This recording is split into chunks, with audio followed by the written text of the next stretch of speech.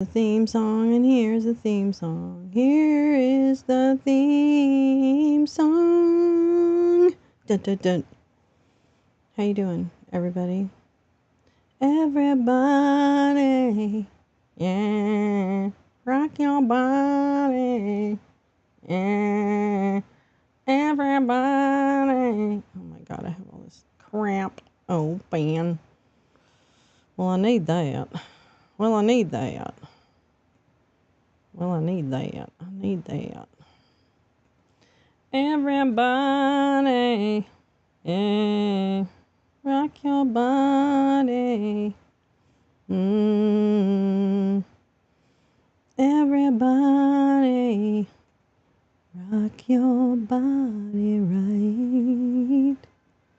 Backstreet's back, all right. Okay, hold. Wow, Luigi. Wow, Luigi. What are you doing? Wait, no, don't. You don't have to be so huge. Sorry. I have a new toy. Yeah, listen away. It's just gonna be random. Hey, easily. I know. Can't get high enough. Oh, I can't get high enough. Hi, Peace Love. How you doing? Thanks, gal. Oh, to keep me from getting to you, baby. Oh, be careful out there mowing away. You know, it's real hot and real crazy, you know. Yeah, I have a new toy on our live stream. I don't know how to use it clearly because there it is. But I can annotate the screen. And so I made myself some notes because I didn't want to forget what I was going to do today. So that's pretty cool. Nice, huh? Hi, Decency Matters. Oh my gosh, it's so nice to see you all the way over there on Twitterland. In Twitterland, I live in Twitterland, and in Twitterland, we fight disinfo. It's only 73, great. Just make sure you're hydrated. How about that? Twitterland, fantastic Twitterland. Yeah, I know. Where do we live? I don't know. Something, what isn't that? Isn't that a Genesis song, or is that just Phil Collins? The Land of Confusion?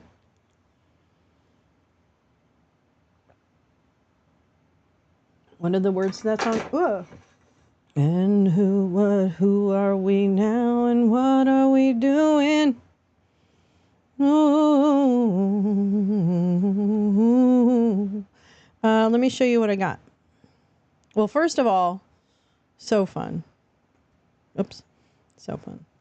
So what this says is interact. I'm going to interact with it. Hold on.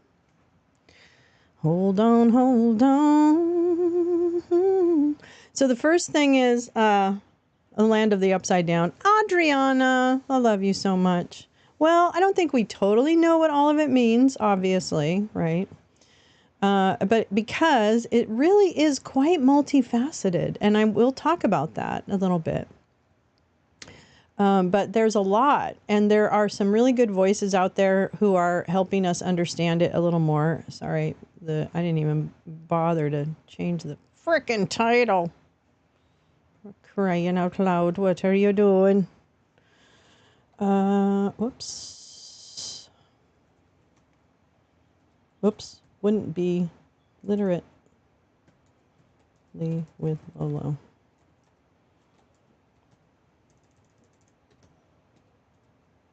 Dissenting the opinion. It's a new name. I thought it was kind of cute. I don't know. I like it. Anyway, so what this says right now is, is, ha. Oh my God, my cat just scared the fuck out of me. Christopher, hi. Are you mad? Mommy's missing nap time. Anyway, the land of upside down. Who are the problems and who are the people making all the wrong decisions? And then we all lose our minds. You saw the breaking news and the, oh my God, what the fuck? Oh my God, what the fuck? Yeah, oh my God, and what in the actual fuck? I like it. We're going to be okay. I don't know how. But let me lie to you for a minute. I mean, everybody else does. Why can't I? Boom, boom. Wait. I mean, really, why should this be any different? I really should take a shower. Anyway, it doesn't matter. Jan Griffin. Okay, we're going to get to it. So, but these are the notes I made. So this is like a little new, like little thingamabobber we have. Oh no, really? Are you doing this right now? Are you going to fuck? You're going to fuck everything up. Don't fuck everything up because you're a big old cat. You're a big old cat. Anyway, what this says is Thomas, Dissent. I know it doesn't look like it, but it does. And videos, because I found a couple of videos that I thought, a couple of them I've watched, a couple of them I haven't. But there's, you know, maybe they have some more expertise. And, you know, clearly what's going to happen is we're going to get more information as this comes out, right? So anyway, that's what that said. Okay. But this is so cool. Now it doesn't have many colors. That's the only thing I don't like. Let me do this because I didn't realize that was it. But anyway, we can do things like, what the fuck? During people's speeches.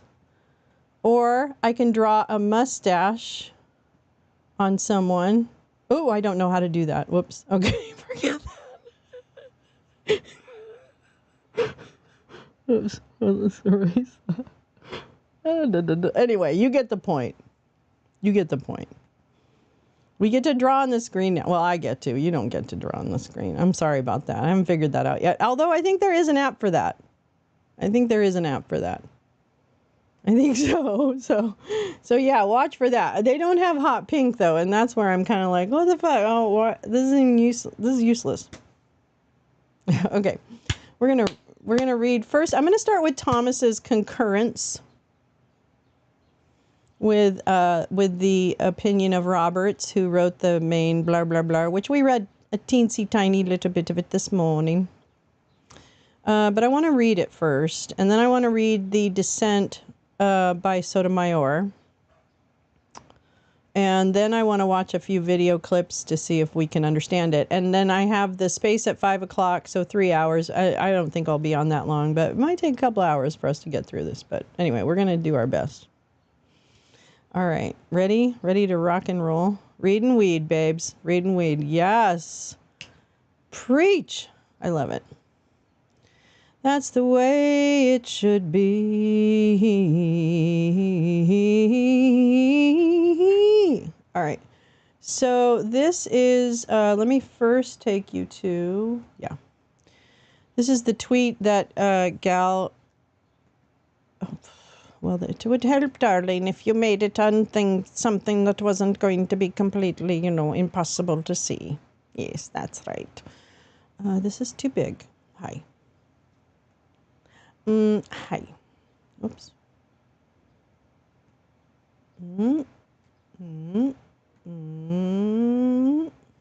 There. And I'll still, it'll get bigger. Hold on just a second. Right. Okay. It can never be said again that no man is above the law. Let that sink in. Judge Ludwig, love him. It can never again be said that in America no man is above the law. The Supreme Court held today that the President of the United States, and the former President in particular, is above the law, and the only person in America who is above the law.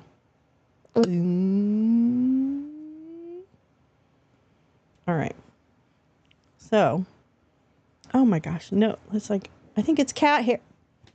I wish you could see the fact that this cat is laying with his part of his hindquarters on my fucking what? What are you talking about, GP?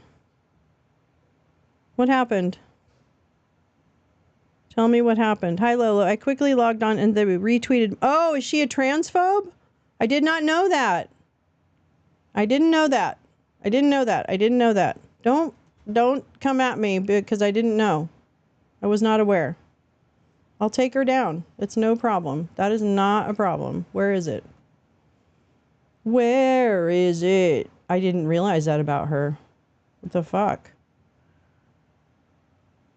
Doot, doot, doot, doot, doot, doot, doot, doot, doot. I want to know when people are problematic and not repentant. I'll delete it. Whoops.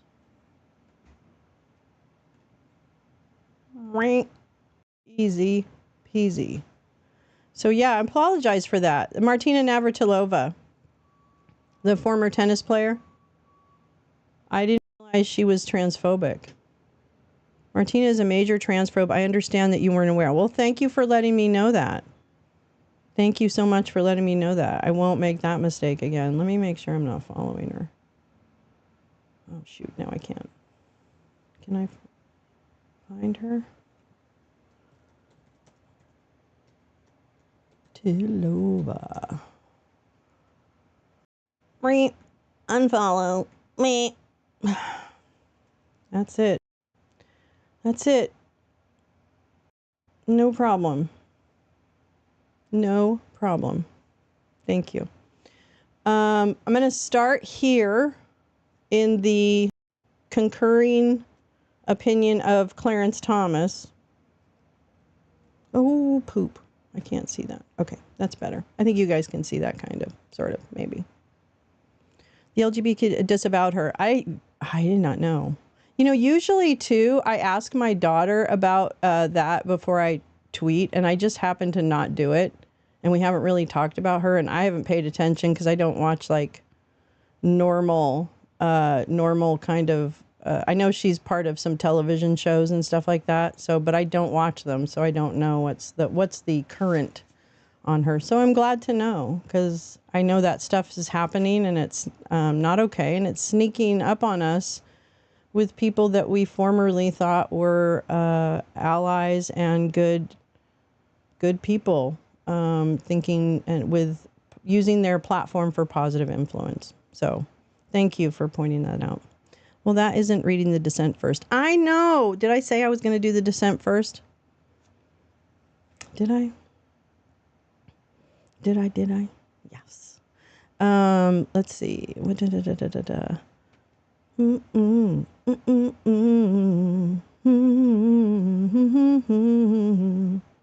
I did not exactly say that. Well, I think it's because I didn't, I was going to start with the dissent.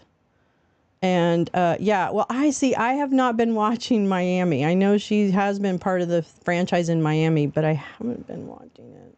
So I haven't been paying attention. I just haven't been paying attention to the entertainment news too. So that's part of it. But I usually check in with Bobo on stuff about problematic people. So next time I will do that. But that's what that's what I want us to do, is I want us to apologize sincerely and be better. You know, like, that's okay. I can be better. That's a good thing. So anyway, we're going to start with Thomas, with the concurrence, and then we're going to go into the dissent, which is Judge Sotomayor. So, all right, we'll start here. I won't do it in a funny voice. Few things would threaten our constitutional order more than criminally prosecuting a former president for his official acts. Fortunately, the Constitution does not permit us to chart such a dangerous course. As the court forcefully explains, the framers deemed an energetic executive essential to the security of liberty, and our system of separated powers accordingly insulates the president from prosecution for his official acts. To conclude otherwise would hamstring the vigorous executive that our Constitution envisions. While the separation of powers may prevent us from righting every wrong, it does so in order to ensure that we do not lose liberty. I write separately to highlight another way in which this prosecution may violate our constitutional structure. In this case, the Attorney General purported to appoint a private citizen as special counsel to prosecute a former president on behalf of the United States. But I'm not sure that any office for the special counsel has been established by law, as the Constitution requires. What? By requiring that Congress create federal offices by law, the Constitution imposes an important check against the president. He cannot create offices at his pleasure. If there is no law establishing the office that the special counsel occupies, then he cannot proceed with this prosecution. A private citizen cannot criminally prosecute anyone, let alone a former president. No former president has faced criminal prosecution for his acts while in office in the more than 200 years since the founding of our country. And that is so despite numerous past presidents taking actions that many would argue constitute crimes. If this unprecedented prosecution is to proceed, it must be conducted by someone duly authorized to do so by the American people. The lower court should thus answer these essential questions concerning the special counsel's appointment before proceeding. Keep in mind, this is Justice Thomas. Number 1. The Constitution sets forth how an office may be created and how it may be filled. The Appointments Clause provides, the President shall nominate and by and with the advice and consent of the Senate shall appoint ambassadors, other public ministers and consuls, judges of the Supreme Court, and all other officers of the United States, whose appointments are herein otherwise provided, or not herein otherwise provided for, and which shall be established by the law. But the Congress may by law vest the appointment of such inferior officers as they think proper in the President alone, in the courts of law, or in the heads of department. The constitutional process for filling an office is plain from this text. The default manner for appointing officers of the United States is nomination by the President and confirmation by the Senate. But the clause provides a limited exception for the appointment of inferior officers. Congress may, by law, authorize one of 3 specified actors to appoint inferior officers without the advice and consent of the Senate. So you have to... I know, wasn't it created by law? I just don't know. Yeah, King Biden. No other president has done what he did. Yeah, I know, right? Like, there is no precedent for where we are right now, unfortunately. Let's see. Is one such actor that Congress may authorize by law to appoint inferior officers without senatorial confirmation. Before the president or a department head can appoint any officer, however, the Constitution requires that the underlying office be established by law. The Constitution itself creates some offices, most obviously that of the president and vice president. Although the Constitution contemplates there will be other officers of the United States whose appointments are not herein otherwise provided for, it clearly requires that those offices shall be established by law. And established by law refers to an office that Congress creates by statute. The limitation on the president's power, the limitation on the president's power to create offices grew out of the founders' experience with the English monarchy. The king could wield significant power by both creating and filling offices as he saw fit. He was emphatically and truly styled the fountain of honor. He not only appointed all offices, but could create offices. He's speaking of this almost like waxing poetically, isn't he? Like gone are the days of yore when you could just appoint whoever, or something like that. But could create the Federalist Papers. Footnote number 1. Although a government official may also be a non-officer employee, I set aside that category because it is difficult to see how an official exercising the Department of Justice's duties to enforce the criminal law by leading a prosecution could be anything but an officer. But isn't he, by being a lawyer, isn't he an officer of the court? Isn't that true? Isn't he an officer in some way? I don't know. Maybe I could be wrong. I look forward to all the teasing out of these little questions that I have. Officer. If the special counsel were a non-officer employee, the constitutional problems with this prosecution would only be more serious. For now, I assume without deciding that the special counsel is an officer. Oh. So that's what he's saying. Okay, Thomas. Quote, as the king may create new titles, so may he create new offices. That ability to create offices raised many concerns about the king's ability to amass too much power. The king could both create a multitude of offices and then fill them with his supporters. Who are the, from J Mascots, who are the officers of the United States, which was written in 2018. All right. Oh, a bunch of quotes. Bunch of citations. In Thomas Paine, in Common Sense, the crown derives its whole consequence merely from being the giver of places and pensions. That's what I imagine when they were writing it, what they said. The Attorney General can appoint one when there's an appearance of the conflict of interest in investigating whatever it is. Yes, that seems legal. Okay. The founders broke from... oh, whoops. I missed it.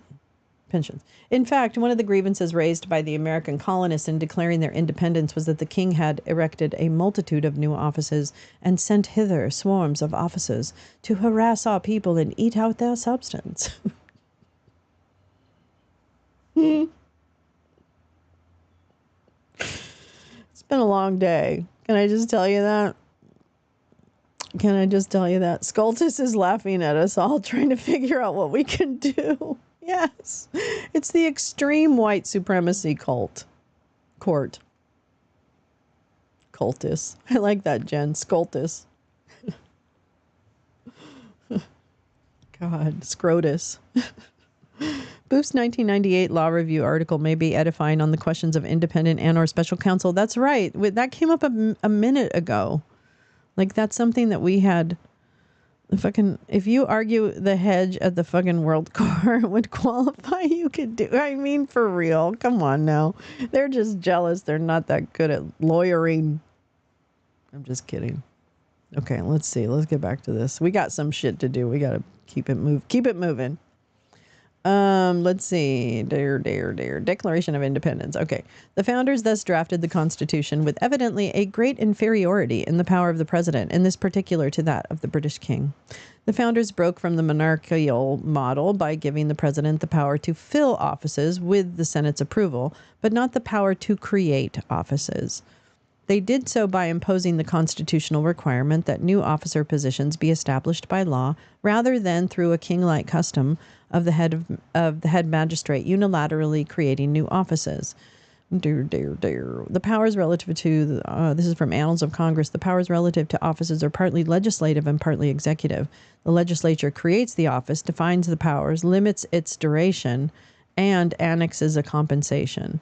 Describing the power to designate the man to fill the office as of an executive nature, the Constitution thus gives Congress broad authority to establish and organize the executive branch. Are you really going to push my computer off the... Yeah, okay. Okay. Let's see. Boop, boop, boop, boop, boop. Kagan, Conturian, and part. Okay. By keeping the ability to create offices out of the president's hands. Okay. Well, that's pushing my microphone into my face. Okay. Cat. This cat is 20 pounds. He's so huge. Anyway. Let's see. Okay.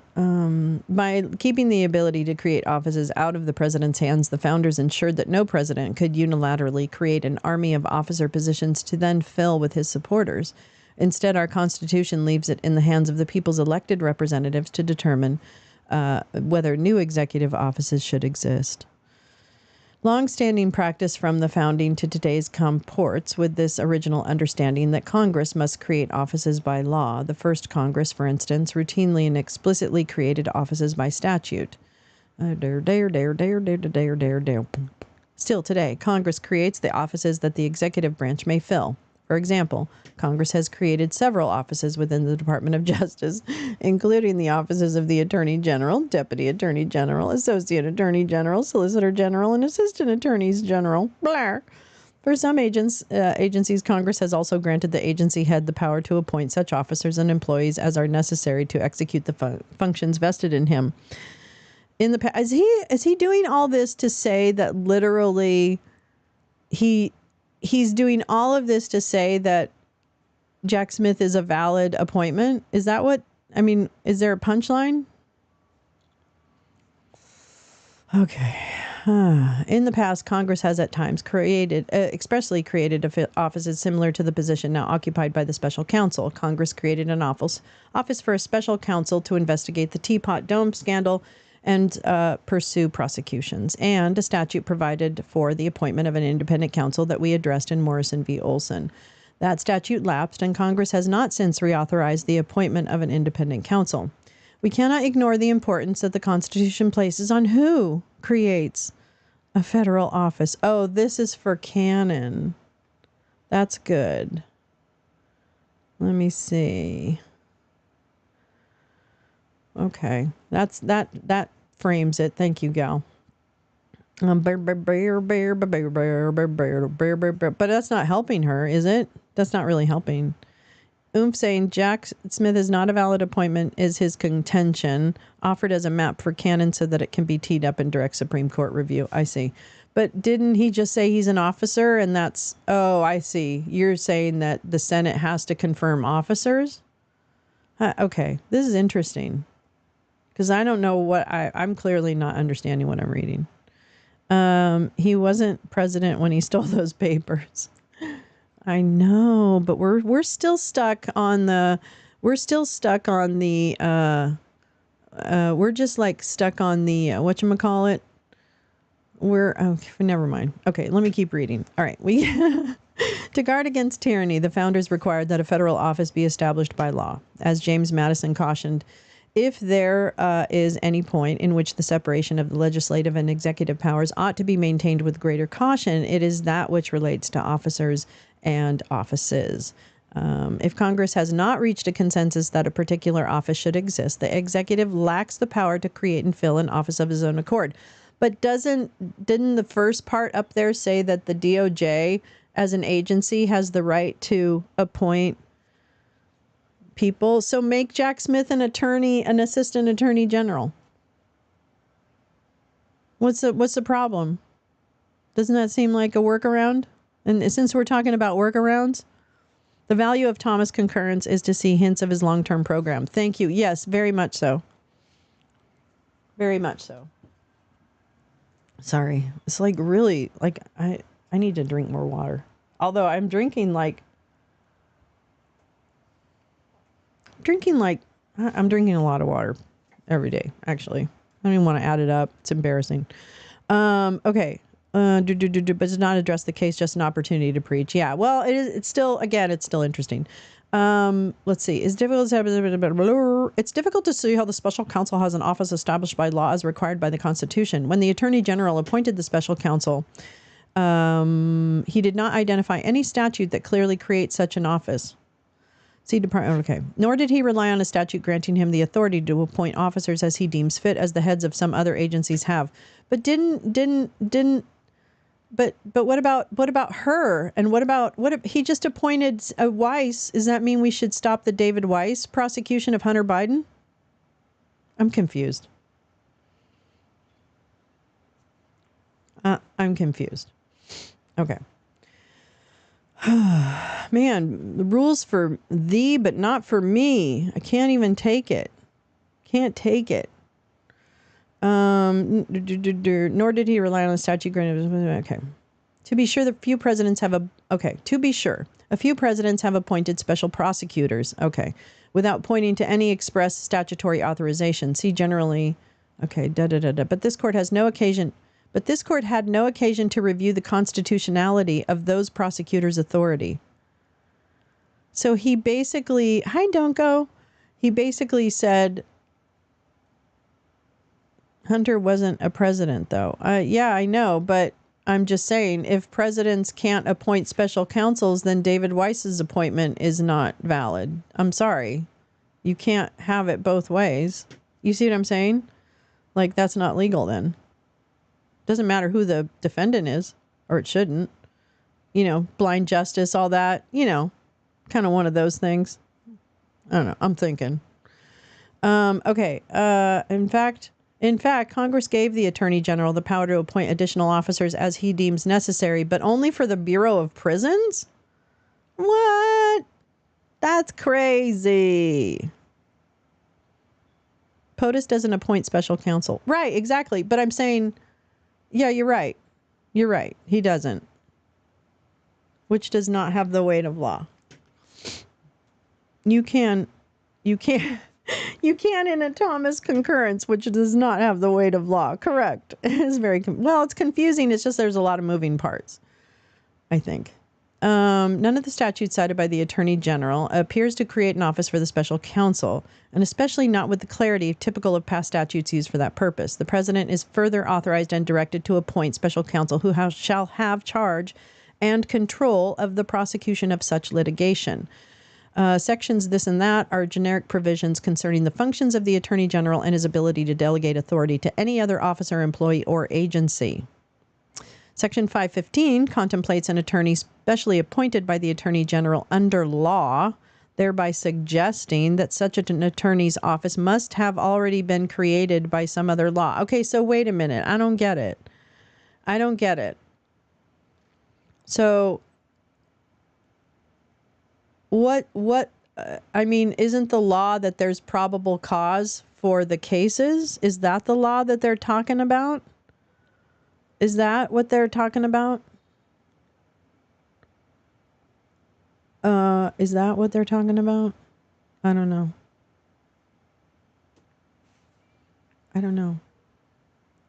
GP, I'm also going to post a retraction of my follow of her so that you, and credit you, so it's more public than just deleting the tweet. I just wanted to let you know that, since you're still here. Okay, let's see. Wait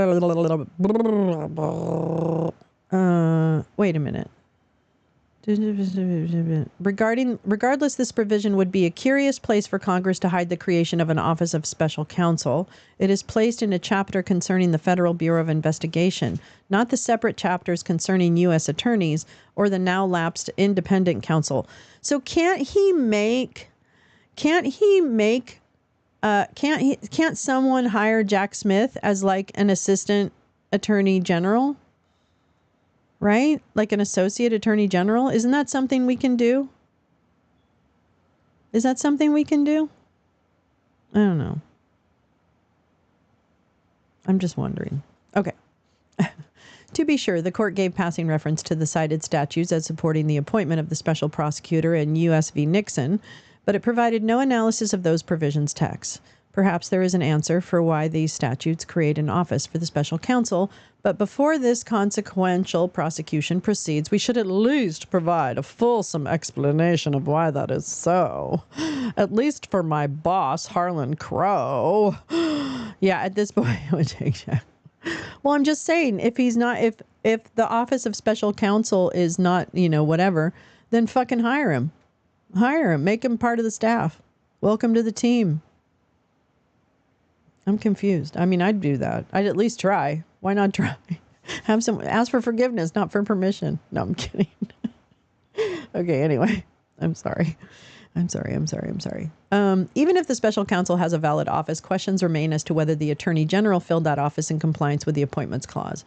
For example, it must be determined whether the special counsel is a principal or inferior officer. If the former, his appointment is invalid because the special counsel was not nominated by President and confirmed by the Senate, as principal officers must be. Well, is there any space? Could he clean the toilets and then prosecute this guy? Even if he is an inferior officer, the Attorney General could appoint him without presidential nomination and senatorial confirmation only if Congress, by law, vested the appointment in the Attorney General as a head of a department. Is that talking about the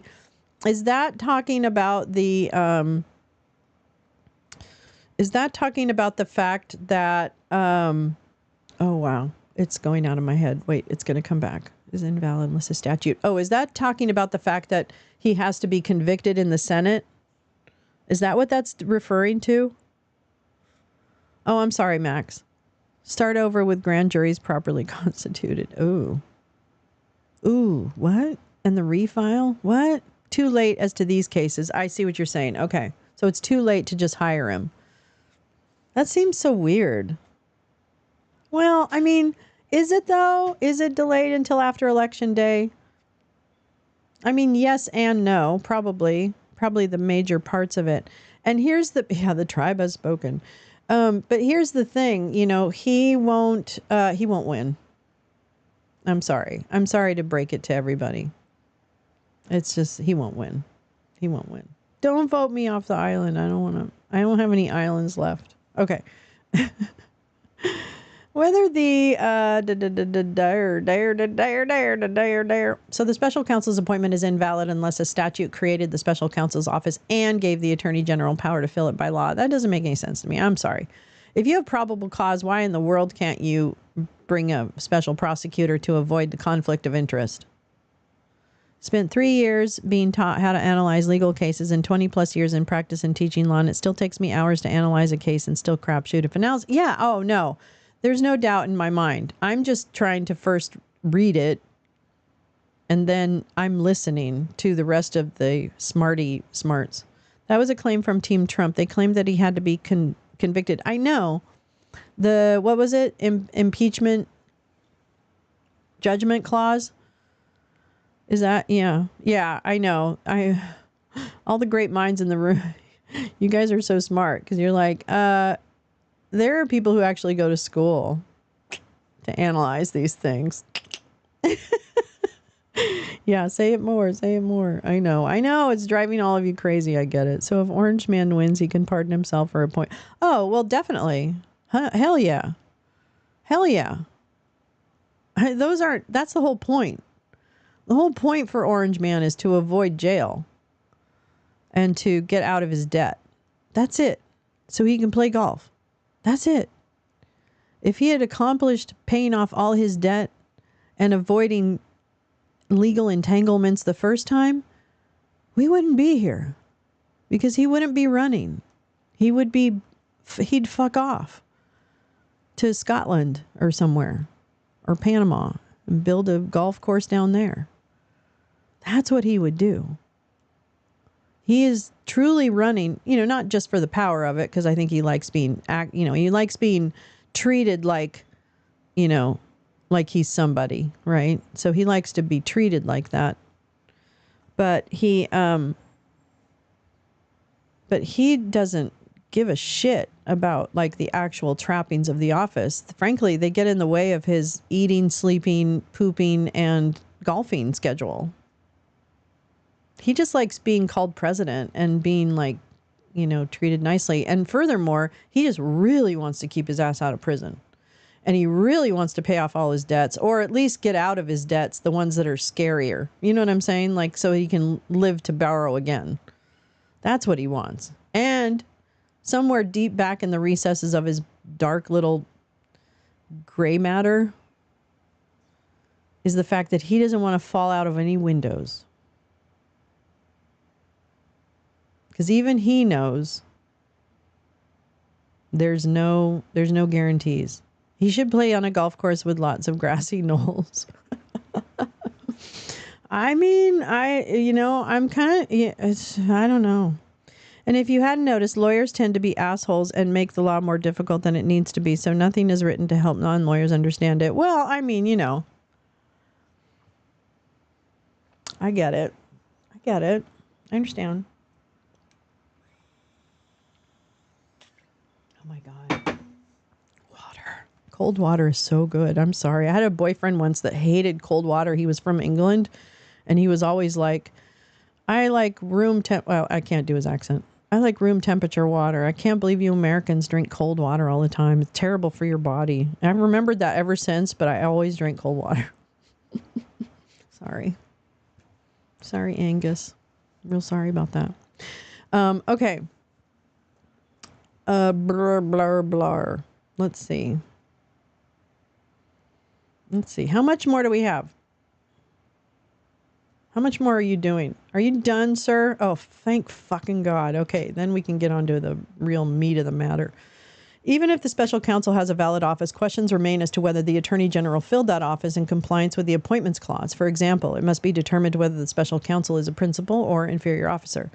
Oh, blah. Even if he's an inferior officer, the attorney general could appoint. Okay, blah, blah. Oh, I already read that. You're so dumb. In this case, there has been much discussion about ensuring a president is not above the law.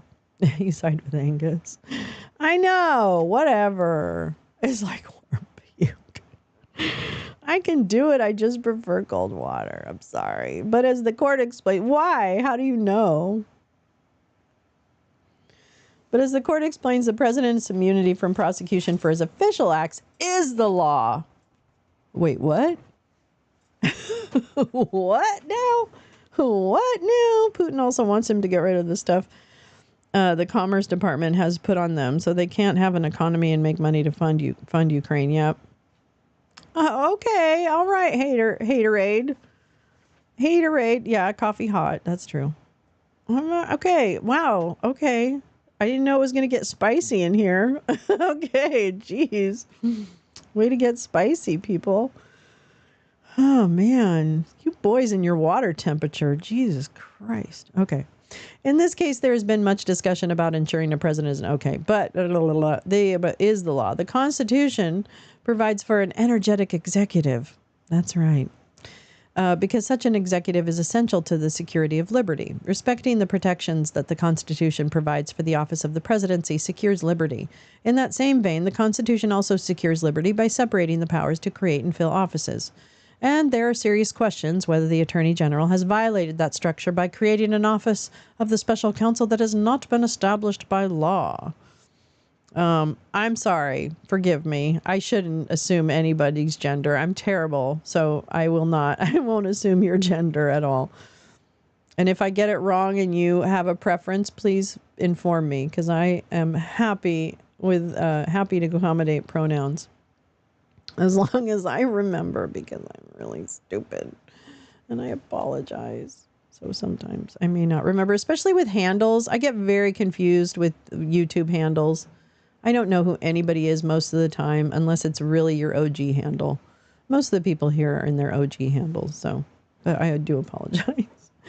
Let's see. In that same vein, the Constitution is also good. Okay, wait. And there are serious questions whether the Attorney General has violated that structure by creating an office of the special counsel that has not been established by law. These questions must be answered before this prosecution can proceed. We must respect the Constitution's separation of powers in all its forms, else we risk rendering its protection of liberty a parchment guarantee. That's so ridiculous. That's so ridiculous. What a ridiculous way to end that. He's like the king of not respecting the Constitution and its separation of powers, right? I don't know. Okay. Here we go. This is, Barrett. I don't want to read her shit. I don't really care. I don't really care. I don't know why I don't care right now, but I just don't care. I want to read Sotomayor because, there's some emotion behind there. Okay, so this is Justice Sotomayor's dissent. And it is supposedly very... No problem, butterflies. Welcome. Welcome. All right. Justice Sotomayor, with whom Justice Kagan and Jackson joined, dissenting. Today's decision to grant former presidents criminal immunity reshapes the institution of the presidency. It makes a mockery of the principle foundational to our Constitution and system of government that no man is above the law.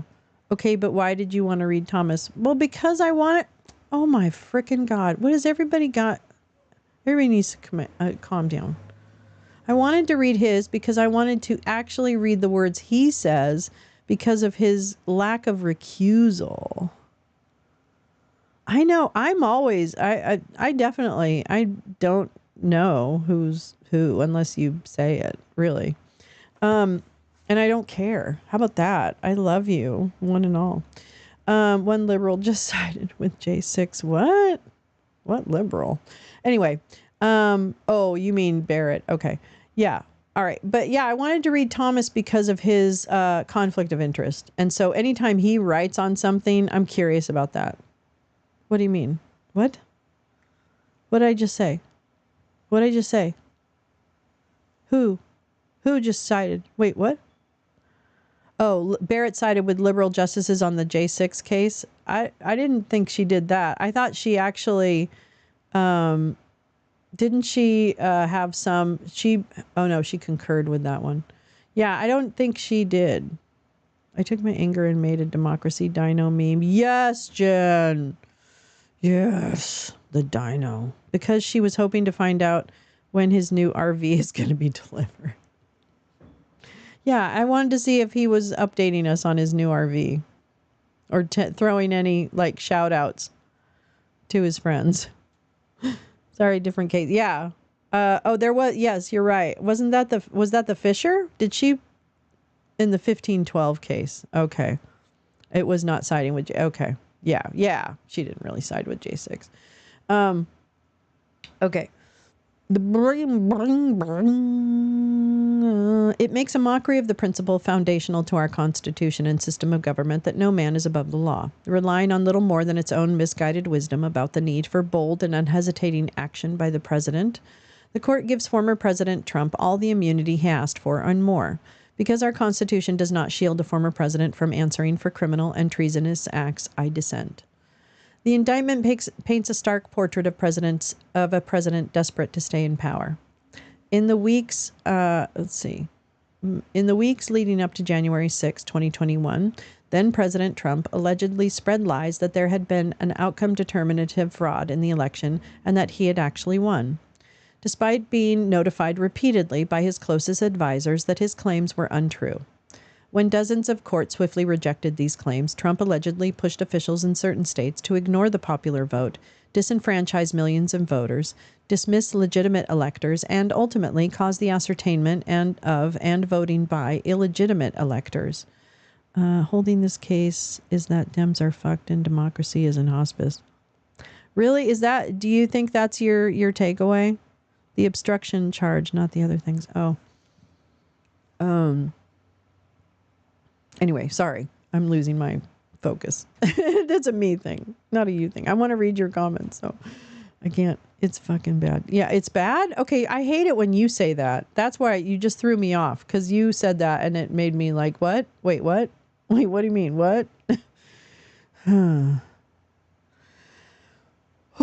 It is alleged that he went so far as to threaten one state election official with criminal prosecution if the official did not, quote, find 11,780 votes Trump needed to change the election result in that state. When state officials repeatedly declined to act outside of their legal authority and alter their state election processes, Trump and his co-conspirators purportedly developed a plan to disrupt and displace the legitimate election certification process by organizing fraudulent slates of electors.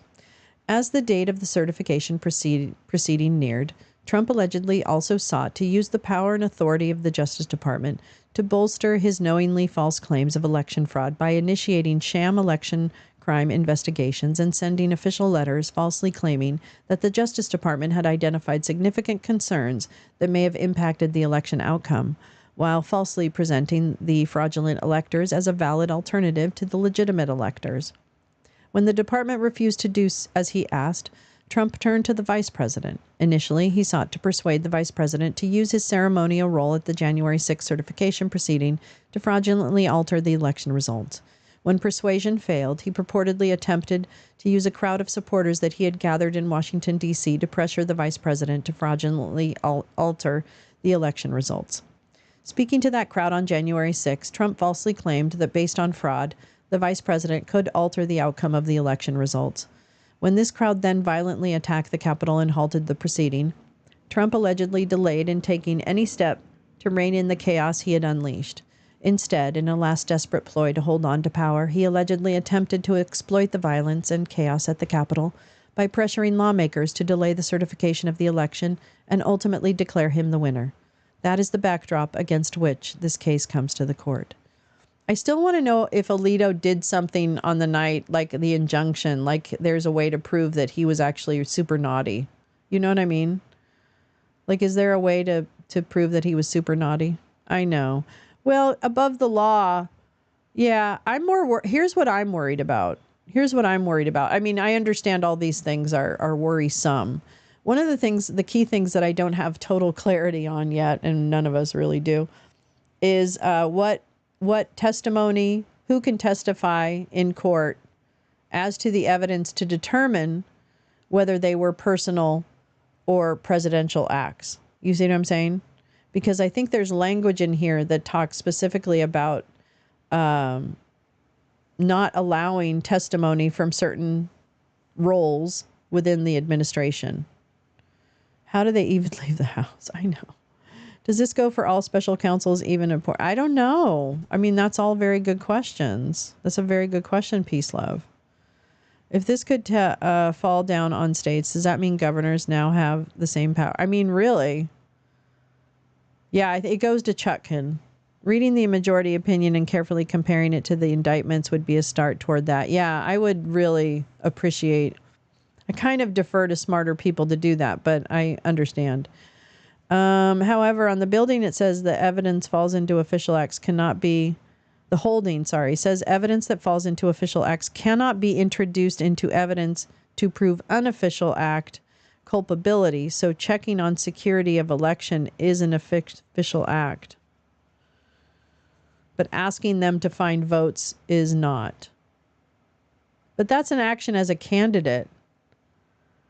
Are their peers allowed to do anything? Do they have any peers? Who are their peers? Congress? Who would force a judge to recuse themselves? Does anybody? Congress? Does Congress do that? I don't even know. I'm more worried about presidential immunity. They could target us next. Yeah, well, I mean, that's kind of the point. So, all right, let's keep going. The court now confronts a question it has never had to answer in the nation's history: whether a former president enjoys immunity from federal criminal prosecution. The majority thinks he should, and so it invents an atextual, ahistorical, and unjustifiable immunity that puts the president above the law. The majority makes three moves that, in effect, completely insulate presidents from criminal liability. First, the majority creates absolute immunity for the president's exercise of core constitutional powers. This holding is unnecessary on the facts of the indictment, and the majority's attempt to apply it to the facts expands the concept of core powers beyond any recognizable bounds. In any event, it is quickly eclipsed by the second move, which is to create expansive immunity for all official acts. Whether described as a presumptive or absolute, under the majority's rule, a president's use of any official power for any purpose, even the most corrupt, is immune from prosecution. That is just as bad as it sounds, and it is baseless. Finally, the majority declares that evidence concerning acts for which the president is immune can play no role in any criminal prosecution against him. See this and blah, blah. That holding, which will prevent the government from using a president's official acts to prove knowledge or intent in prosecuting private offenses, is nonsensical. Argument by argument, the majority invents immunity through brute force. Under scrutiny, its arguments crumble. To start, the majority's broad official acts immunity is inconsistent with text, history, and established understandings of the president's role. Moreover, it is deeply wrong even on its own functionalist terms. Next, the majority's core immunity is both unnecessary and misguided. Furthermore, the majority's illogical evidentiary holding is unprecedented. Finally, this majority's project will have disastrous consequences for the presidency and for our democracy.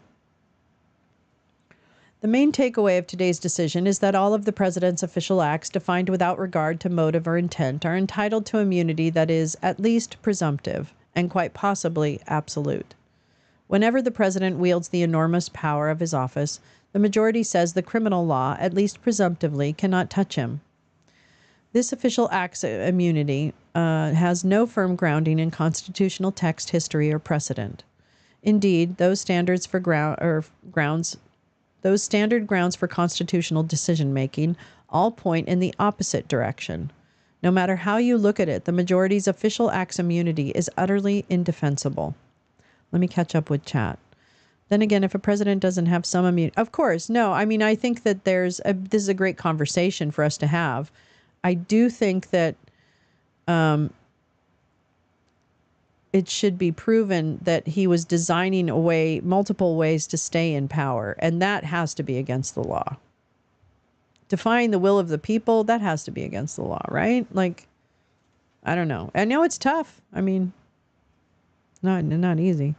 What is an official act? I don't think we have a lot of information about that yet. Dershowitz tried to argue it's whatever the president says is Dershowitz. He also would really like Trump to get to be president because then he will be somehow protected, he thinks. They really, really do. Not by the holding.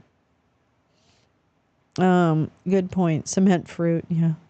Plastic fruit is harder. I mean, I don't know. I don't want anybody hurt. Certainly the whole post-election conspiracy isn't official, right? I don't know. Okay. The majority calls for a careful assessment of the scope of presidential power under the Constitution. For the majority, that careful assessment does not involve the Constitution's text. I would start there. The Constitution's text contains no provision for immunity from criminal prosecution for former presidents. Of course, the tiny whinies. Massages for all. Organic tomatoes, yeah. The Constitution's text provides no provision for immunity from its criminal prosecution for former presidents. Of course, the silence of the Constitution on this score is not dispositive. I love that word, dispositive. Insofar, I don't really know what it means, but I like it. Insofar as the majority rails against the notion that a specific textual basis is required, it is attacking an argument that has not been made here. The omission in the text of the Constitution is worth noting, however, for at least 3 reasons. If it's tiny, what a female. First, the framers clearly knew how to provide for immunity from prosecution. They did provide a narrow immunity for legislators in the speech or debate clause.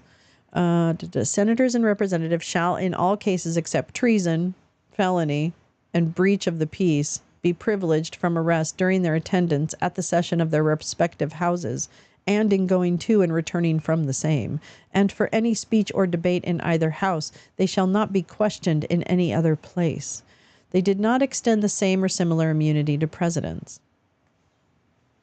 They didn't. Second, some state constitutions at the time of the framing specifically provided express criminal immunities to sitting governors. The framers chose not to include similar language in the Constitution and immunize the president. If the framers had wanted to create some constitutional privilege to shield the president from criminal indictment, they could have done so. 1998. They did not. Third, insofar as the Constitution does speak to this question, it actually contemplates some form of criminal liability for former presidents. The majority correctly rejects Trump's argument that a former president cannot be prosecuted unless he has been impeached by the House and convicted by the Senate for the same conduct. Oh, okay, so it's not the law. Oh, okay. Stop. Let's see. The majority ignores, however, that the impeachment judgment clause cuts against its own position. That clause presumes the availability of criminal process as a backstop by establishing that an official impeached and convicted by the Senate shall nevertheless be liable and subject to indictment, trial, judgment, and punishment according to law.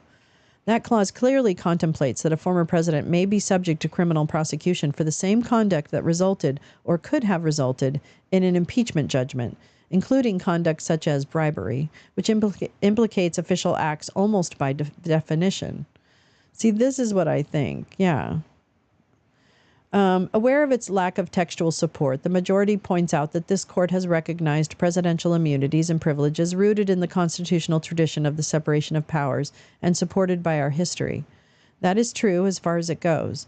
Nothing in our history, however, supports the majority's entirely novel immunity from criminal prosecution for official acts. The historical evidence that exists on presidential immunity from criminal prosecution cuts decisively against it.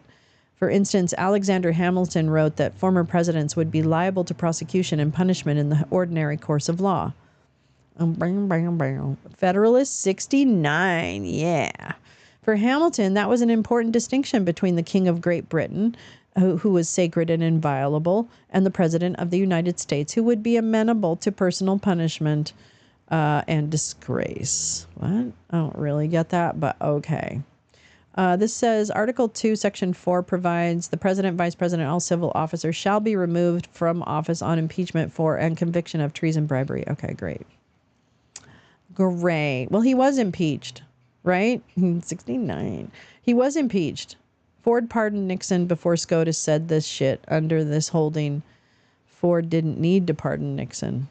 Oh, well, but that wasn't his activities as a candidate. Weren't those related to his campaign for re-election? I mean, Watergate was about breaking into the DNC and shit like that, right? Right? Am I wrong? Oliver Cromwell, what? Oliver Cromwell convicted Charles I of high treason in 1649? Wow, I didn't know that. The more you know.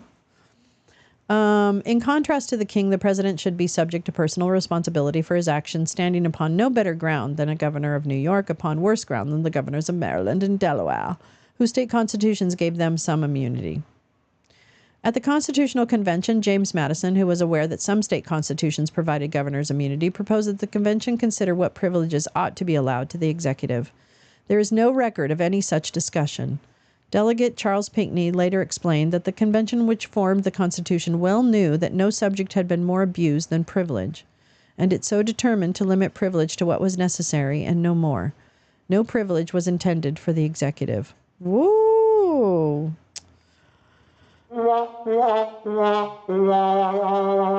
This holding does not define yes, it doesn't define official acts. Other commentators around the time of the founding observed that the federal officials had no immunity from prosecution, drawing no exception for the president. James Wilson recognized that federal officers who use their official powers to commit crimes may be tried by their country, and if their criminality is established, the law will punish. A grand jury may present, a petty jury may convict, and the judges will pronounce the punishment. Debates a few decades later, Justice Story evinced the same understanding. Okay, let's see this. To note, as the majority does, this court has recognized civil immunities, arguably inconsistent with this view, is not to say that Pinckney was wrong about what the framers had intended. Indeed, Pinckney's contemporaries shared the same view during the ratification debates. Quote, if the president does a single act by which the people are prejudiced, he is punishable himself. If he commits any crime, he is punishable by the laws of his country. Well, I mean, come on now, people. Are we all reading the same Constitution? For Christ's sake. Oh, wait, what's that last line? Right. He explained that when a federal official commits a crime in office, it is indispensable that provision should be made, and the common tribunals of justice should be at liberty to entertain jurisdiction as of the offense, for the purpose of inflicting the common punishment applicable to unofficial offenders. Without a criminal trial, he explained, the grossest official offenders might escape without any substantial punishment, even for crimes which would subject their fellow citizens to capital punishment. The historical evidence reinforces that from the very beginning, the presumption in this nation has always been that no man is free to flout the criminal law. The majority fails to recognize or grapple with the lack of historical evidence for its new immunity. With nothing on its side of the ledger, the most the majority can do is claim that the historical evidence is awash. It claims that the court previously has described the relevant historical evidence on the question of presidential immunity as fragmentary and not worthy of consideration. Yet, the court has described only the evidence regarding the president's immunity from damages liability as fragmentary in Fitzgerald. Moreover, far from dismissing that evidence as irrelevant, the Fitzgerald court was careful to note that the best historical evidence clearly supported the immunity from the damages liability that it recognized, and it relied in part on that historical evidence to overcome the lack of any textual basis for its immunity. The majority ignores this reliance. It seems history matters to this court only when it is convenient. Ouch, girl. Girl. Okay, let me check in with chat because he couldn't pardon himself. Yeah, right. He can't pardon himself. So ex-President Nixon was liable for criminal prosecution. I'm really wondering. I don't know. Max will get us to put our thinking caps on. Max always does that. She always does that.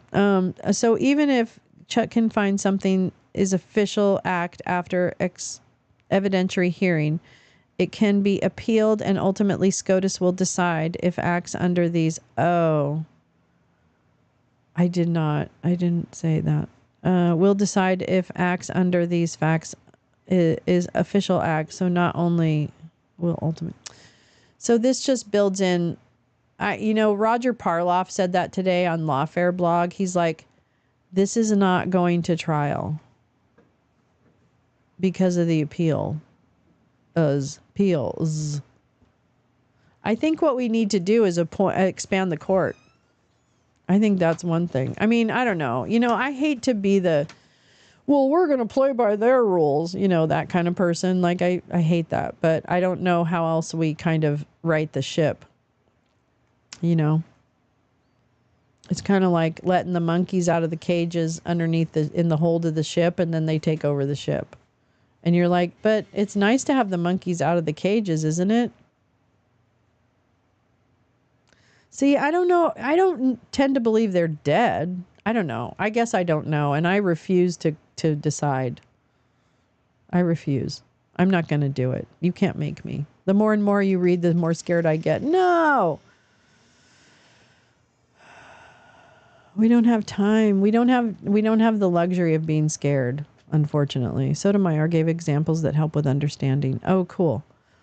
Our country's history also points to an established understanding shared by both presidents and the Justice Department that former presidents are answerable to the criminal law for their official acts. Long settled and established practice may have great weight in proper interpretation of constitutional provisions. Consider Watergate, for example. After the Watergate tapes revealed President Nixon's misuse of official power to obstruct the Federal Bureau of Investigation's investigation of the Watergate burglary, President Ford pardoned Nixon. Both Ford's pardon and Nixon's acceptance of the pardon necessarily rested on the understanding that the former president faced potential criminal liability.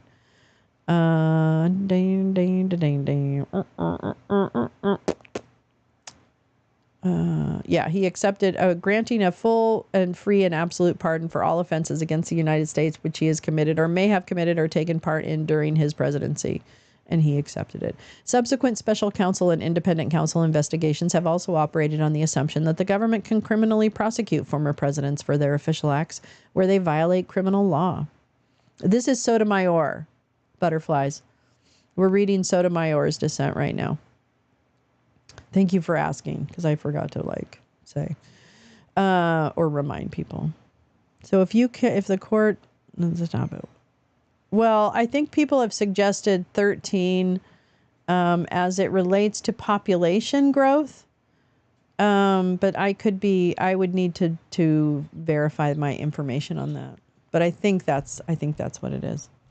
Subsequent special counsel and independent counsel investigations have also operated. Prosecutions. Because a president, certainly a past president, is subject to prosecution, the conduct of a President Reagan in the Iran-Contra matter was reviewed by independent counsel against the applicable statutes. It was concluded that his conduct fell well short of criminality, which could be successfully prosecuted. So see, they did look at whether or not they should prosecute other presidents. And they decided they didn't have the, whatchamacallit. Let's pack the court. If you have any thoughts that this is okay, know that MAGA is celebrating. I know, here's the thing. I get that they're celebrating. It also doesn't mean exactly what they think it means. You know what I mean? Like, I don't think that it means what they think it means. But that's fine. Let them celebrate. They're going to celebrate anyway, by the way. It doesn't matter if they said Trump is guilty and he's an asshole and he should go away right now. It doesn't matter if they say that. They will still celebrate as if he won complete exoneration. That's it. I don't expect anything less. And if they do that, I want to feel their forehead. Yeah, I don't see anything to really celebrate because what's good for the goose is good for the gander. You know what I'm saying? Well, I hate that. I hate that. GP, what'd you say? Because I've had one eye on Survivor, all I've deduced is that Jen wants to throw fruit at Trump and Adriana is wrangling alligators. It's true. It's true, though. It's true. There's nothing to celebrate about this decision. It doesn't feel like there is anything to celebrate for anybody, really. I mean, I think it's a quagmire.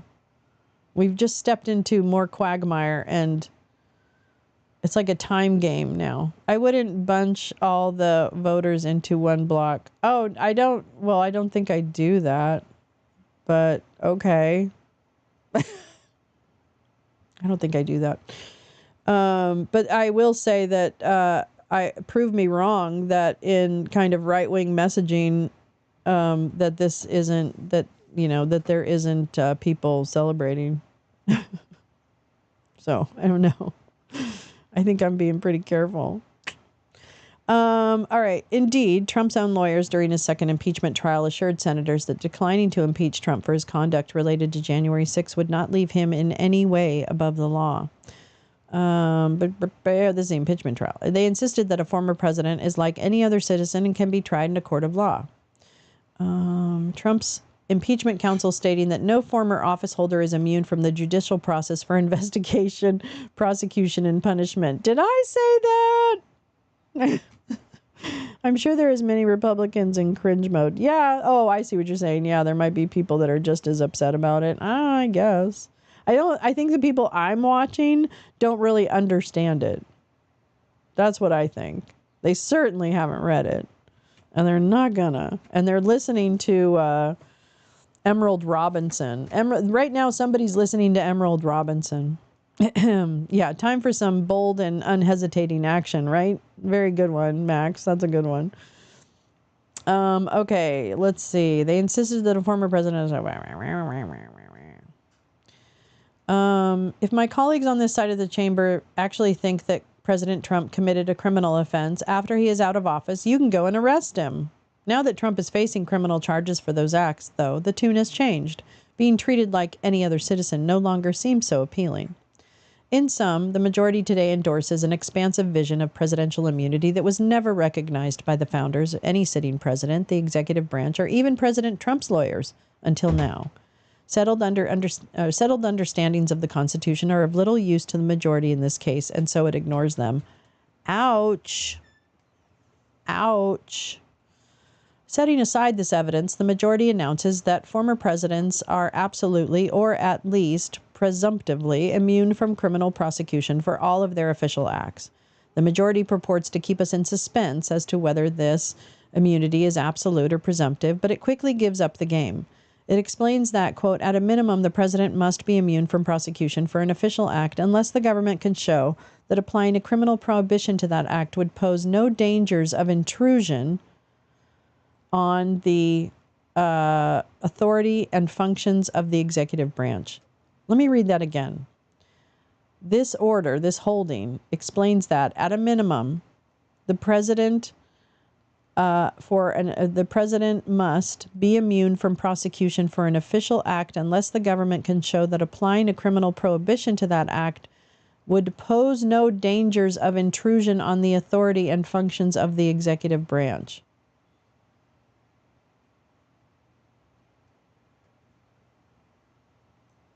Yeah. Okay. Interesting. I don't like ATM fees. Okay, let's see. Must be...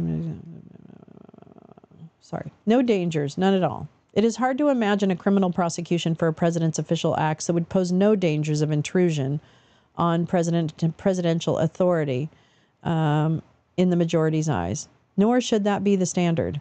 Surely some intrusions on the executive may be justified by an overriding need to promote objectives within the constitutional authority of Congress, Nixon v. Administrator of General Services. Other intrusions may be justified by the primary constitutional duty of the judicial branch to do justice in its criminal prosecutions, U.S. v. Nixon. According to the majority, however, any incursion on the executive power is too much. When presumptive immunity is this conclusive, the majority's indecision as to whether official acts immunity must be absolute or whether, instead, presumptive immunity is sufficient at 6 hardly matters. That's anti, in the anti words or whatever, another document. Maybe some future opinion of this court will decide that the presumptive immunity is sufficient and replace the majority's ironclad presumption with one that makes the difference between presumptive and absolute immunity meaningful.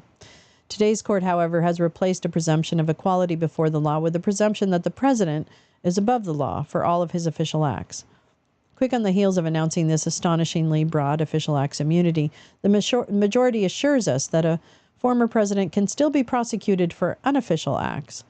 Of course he can. No one has questioned the ability to prosecute a former president for unofficial, otherwise known as private, acts. Even Trump did not claim immunity for such acts, and as the majority acknowledges, such an immunity would be impossible to square with Clinton v. Jones. This unremarkable proposition is no real limit on today's decision. It does not hide the majority's embrace of the most far-reaching view of presidential immunity on offer. In fact, the majority's dividing line between official and unofficial conduct narrows the conduct considered unofficial to almost to a nullity. It says that whenever the president acts in a way that is not manifestly or palpably beyond his authority, he is taking official action. It then goes a step further. In dividing official from unofficial conduct, courts may not inquire into the president's motives. It is one thing to say that motive is irrelevant to questions regarding the scope of civil liability, but it is quite another to make it irrelevant to questions regarding criminal liability. Under that rule, any use of official power for any purpose, even the most corrupt purpose indicated by objective evidence of the most corrupt motives and intent, remains official and immune. Under the majority's test, if it can be called a test, the category of presidential action that can be deemed unofficial is destined to be vanishingly small. Ultimately, the majority pays lip service to the idea that the president charged with enforcing criminal laws is not above them. But it then proceeds to place former presidents beyond the reach of the federal criminal laws for any abuse of their official power. So how does the majority get to its rule? With text, history, and established understanding all weighing against it, the majority claims that just one arrow in its quiver, the balancing test in Nixon v. Fitzgerald. Yet even that test cuts against it. The majority concludes that official acts immunity is required to safeguard the independence and effective functioning of the executive branch by rejecting that branch's own protestations that such immunity is not at all required and would in fact be harmful. In doing so, it decontextualizes Fitzgerald's language, ignores important qualifications, and reaches a result that in the Fitzgerald court could never would have countenanced. In Fitzgerald, plaintiff Ernest Fitzgerald sued then former President Nixon for money damages. He claimed that while in office, Nixon had been involved in unlawfully firing him from his government job. The question for the court was whether a former president had immunity from such a civil suit. The court explained that it was settled law that the separation of powers doctrine does not bar every exercise of jurisdiction over the President of the United States. To determine whether a particular type of suit against a president or former president could be heard, a court must balance the constitutional weight of the interest to be served against the dangers of intrusion on the authority and functions of the executive branch. The court explained that when judicial action is needed to serve broad public interest, as when the court acts not in derogation of the separation of powers, but to maintain their proper balance or to vindicate the public interest in an ongoing criminal prosecution, the exercise of jurisdiction has been held warranted. On the facts before it, the court concluded that a merely private suit for damages based on a president's official acts did not serve those interests. Happy 420. Is it 420? Is it really? Is it really 420? No, it can't be. The court reasoned, no, it's 320. Okay. But I'll still smoke. The court reasoned that the visibility of the president's office and the effect of his actions on countless people made him an easy target for civil suits that frequently could distract him from his public duties. The public interest in such private civil suits, the court concluded, was comparatively weak. There is lesser public interest in actions for civil damages than, for example, in criminal prosecutions, like treason. Therefore, the court held that former president was immune from such suits. In the context of a federal criminal prosecution for a former president, however, the danger to the functioning of the executive branch is much reduced. Further, as every member of the Fitzgerald court acknowledged, the public interest in a criminal prosecution is far weightier. Applying the Fitzgerald balancing here should yield the opposite result. Instead, the majority elides any difference between civil and criminal immunity, granting Trump the same immunity from criminal prosecution that Nixon enjoyed from an unlawful termination suit. That is plainly wrong. The majority relies almost entirely on its view of the danger of intrusion on the executive branch to the exclusion of the other side of the balancing test. Its analysis rests on a questionable conception of the president as incapable of navigating the difficult decisions his job requires while staying within the bounds of the law. It also ignores the fact that he receives robust legal advice on the lawfulness of his actions. What happened, Jim? I paid for it with my debit card. What'd you pay for? What'd you buy? We went to dinner and celebrated and they charged you for ice cubes. Where? They got you coming and going. 3.5 electronic convenience fund. That's, yeah, service charge. Well, that's what the credit card company charges the restaurant, I think, usually. I don't know. Could be something else. Anyway, let's see. I'm sorry about that. I hope you had a nice dinner, though. I do hope you had a nice dinner. So, hey, hey, hey, goodbye. Okay, wait, where was I? Conduct is akin to, indeed greater than, what led us to recognize absolute presidential immunity from civil damages liability, that the president would be chilled from taking the bold and unhesitating action required of an independent executive. It is, of course, important that the president be able to deal fearlessly and impartially with duties of his office. If every action the president takes exposes him personally to vexatious private litigation, the possibility of hamstringing presidential decision-making is very real. Yet there are many facets of criminal liability, which the majority discounts, that make it less likely to chill presidential action than the threat of civil litigation. First, in terms of probability, the threat of criminal liability is much smaller. In Fitzgerald, the threat of vexatious civil litigation loomed large. The court observed that, given the visibility of his office and the effect of his actions on countless people, the president would be an easily identifiable target for suits of civil damages. Although the effect of the president's actions on countless people could result in untold numbers of private plaintiffs suing for damages based on any number of presidential acts in the civil context, the risk in the criminal context is only that a former president may face one federal prosecution in one jurisdiction for each criminal offense allegedly committed while in office. The majority's bare assertion that the burden of exposure to federal criminal prosecution is more limiting to a president than the burden of exposure to civil suits does not make it true, and it is not persuasive. Don't step on rockfish. Yeah, don't do that. Those hurt. I think. Are those the ones that hurt? Second, federal criminal prosecutions require robust procedural safeguards not found in civil suits. The criminal justice system has layers of protections that filter out insubstantial legal claims, whereas civil litigation lacks analogous checks. To start, Justice Department policy requires scrupulous and impartial prosecution founded on both the facts and the law. The grand jury provides an additional check on felony prosecutions, acting as a buffer or referee between the government and the people. To ensure that the charges are well-founded, I don't know how to read. A criminal prosecution has to be cannot be commenced absent careful consideration by a grand jury at the request of a prosecutor. The same check is not present with respect to the commencement of civil suits in which advocates are subject to no realistic accountability. Oh, that sounds so good. I know. I'm hungry. Now I'm so hungry. Your flour is low. Oh. Yeah, I have to clean out my dab rig. I haven't cleaned it out. I have to do that. Okay. If the prosecution makes it past the grand jury, then the former president still has all the protections our system provides to criminal defendants. If the former president has an argument that a particular statute is unconstitutional as applied to him, then he can move to dismiss the charges on that ground. Indeed, a former president is likely to have legal arguments that would be unavailable to the average criminal defendant. For example, he may be able to rely on a public authority exception from particular criminal laws or on an advice of the Attorney General defense.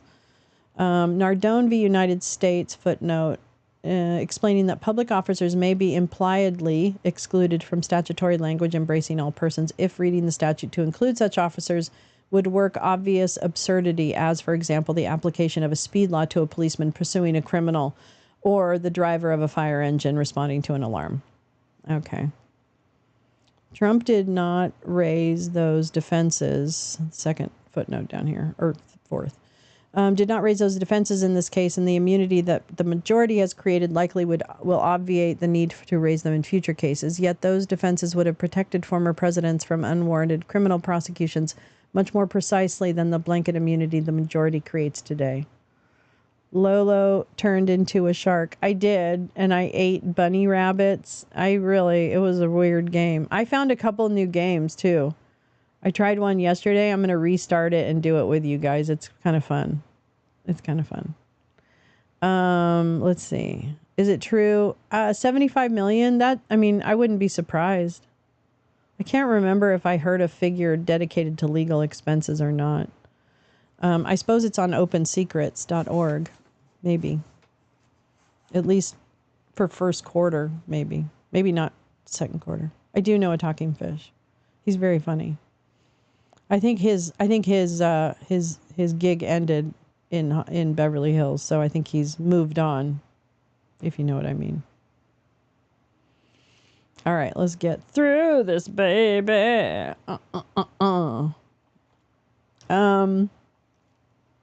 Let's see. If this case nonetheless makes it to trial, the government will bear the burden of proving every element of the alleged crime beyond a reasonable doubt to a unanimous jury of the former president's fellow citizens. If the government manages to overcome even that significant hurdle, then the former president can appeal his conviction, and the appellate review of his claims will be particularly meticulous. He can ultimately seek this court's review, and if past practice, including in this case, is any indication, he will receive it.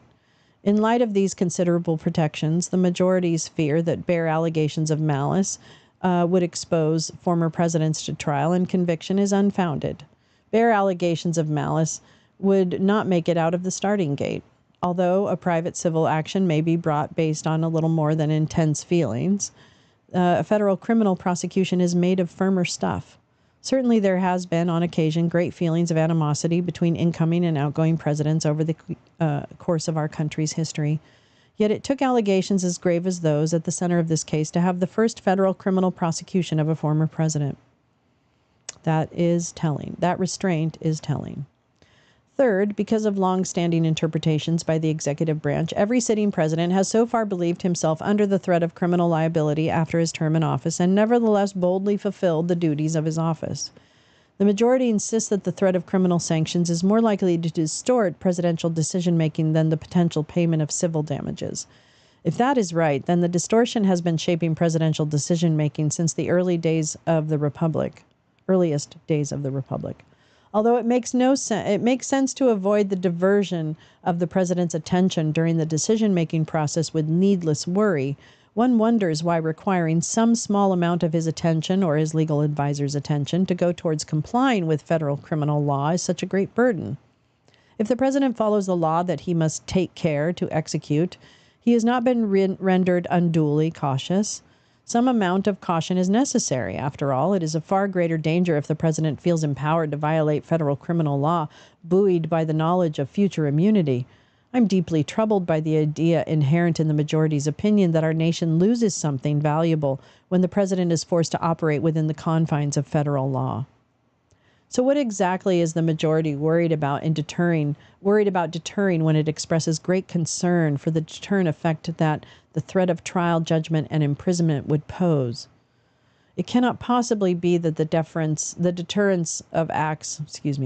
It cannot possibly be the deterrence of acts that are truly criminal.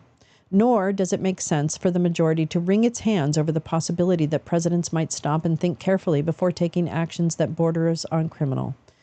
Instead, the majority's main concern could be that presidents will be deterred from taking necessary and lawful action by the fear that their successors might pin them with baseless criminal prosecution, a prosecution that would almost certainly be doomed to fail. Well, would it though? Because I have a feeling that if he wins, he's going to try and railroad a bunch of people. See Michael Cohen.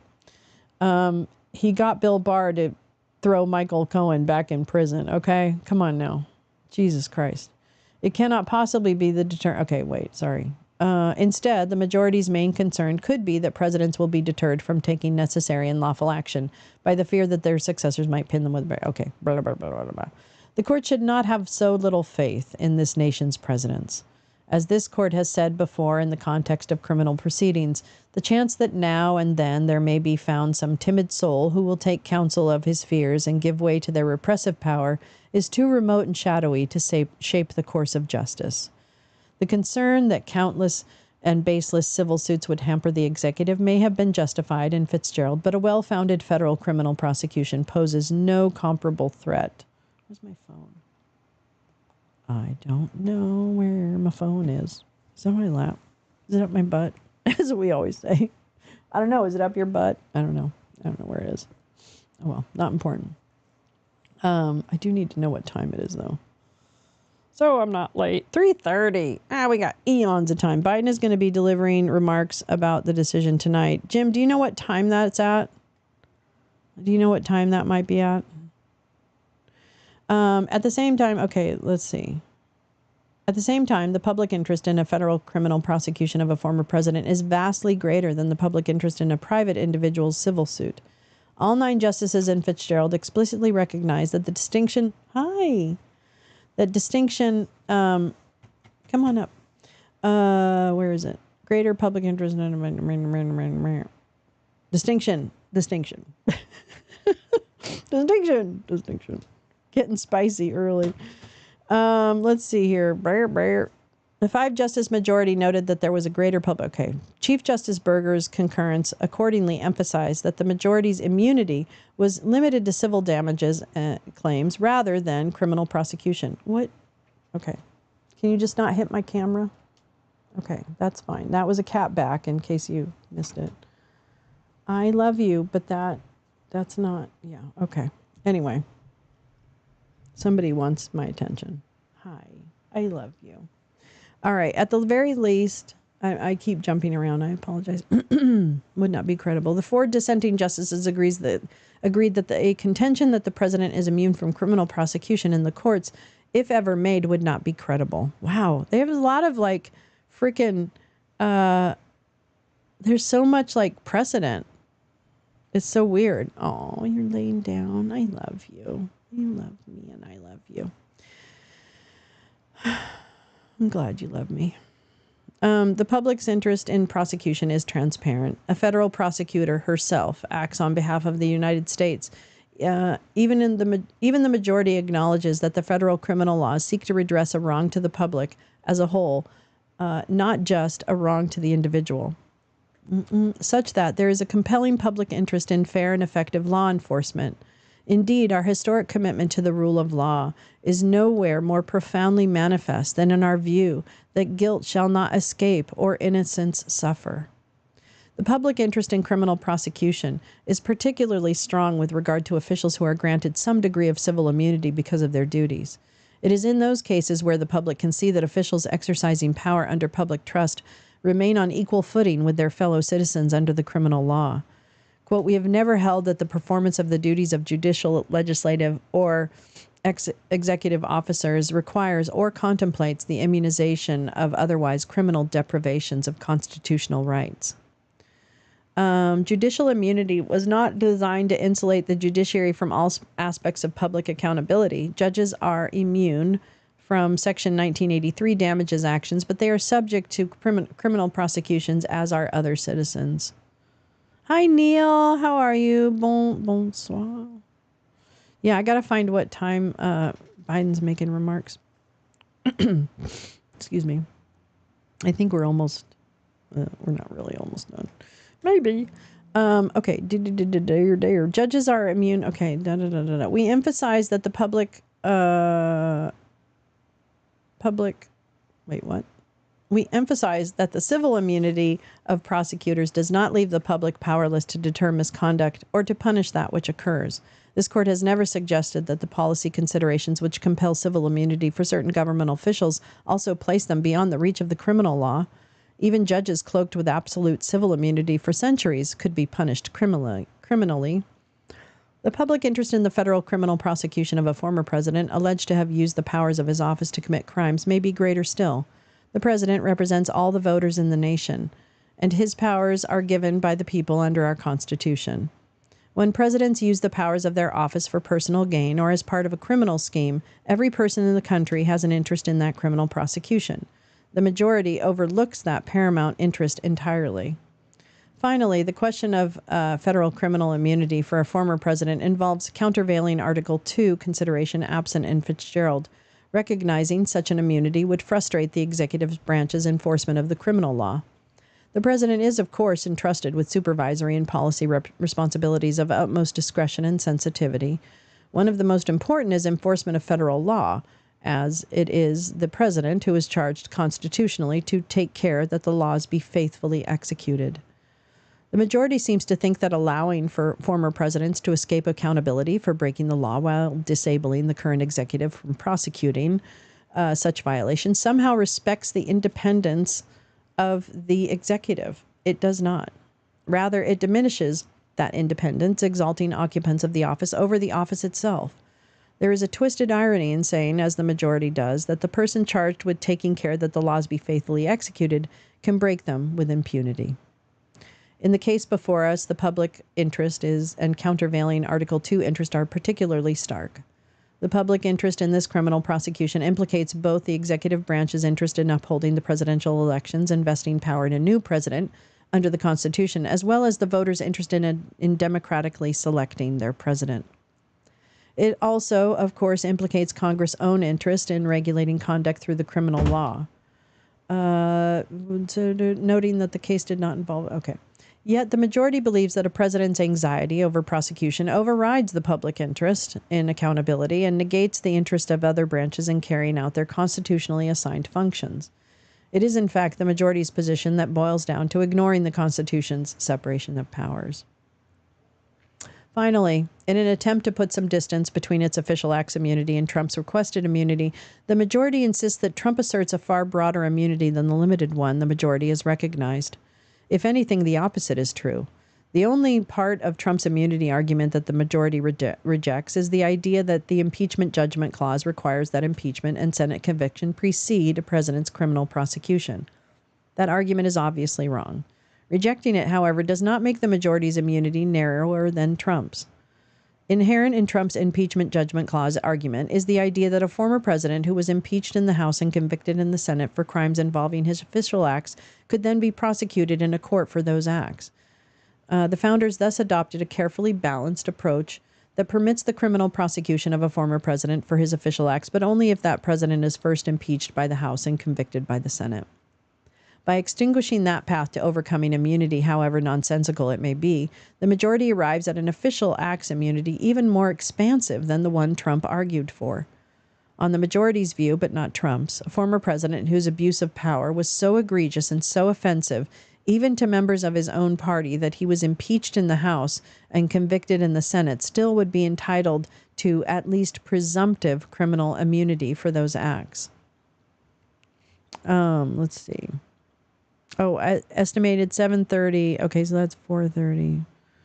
All right. Well, I'll keep an eye on that.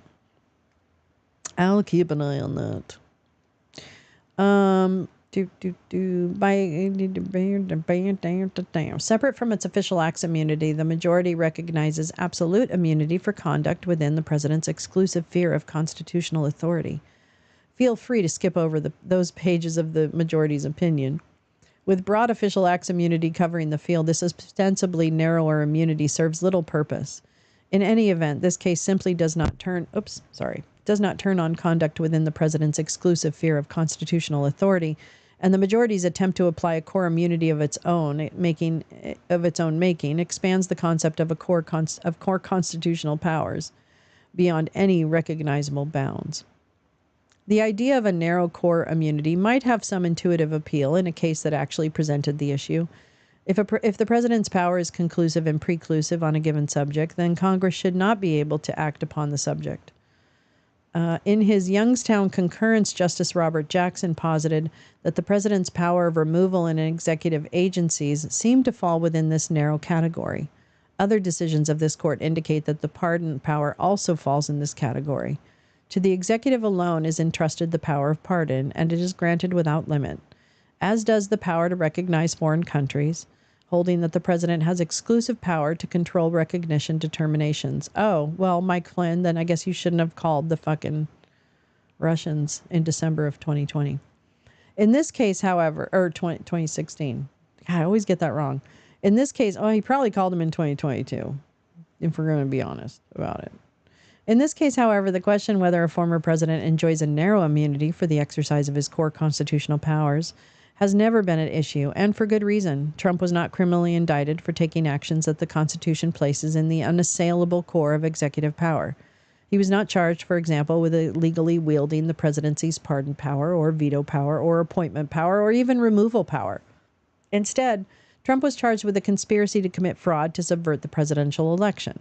It is true that the detailed indictment in this case alleges that Trump threatened to remove an acting attorney general who would not carry out his scheme. Yet it is equally clear that the government does not seek to impose criminal liability on the president for exercising or talking about exercising the appointment and removal power. My nose is running. I'm crying. I'm not crying. I'm not crying. You're crying. All right. Let's see. It says much more. The core immunity is that the majority creates will insulate a considerably larger sphere of conduct than the narrow core of conclusive and preclusive powers that the court has previously recognized. The first indication comes when the majority includes the president's broad duty to take care that laws be faithfully executed among the core functions for which a former president supposedly enjoys absolute immunity.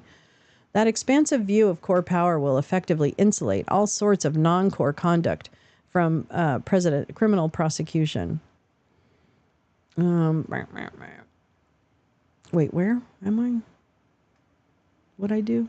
Wait, what'd I do? Where'd I go? Oh, were there any question? Consider how the majority applies its newly minted core immunity to the allegations in this case.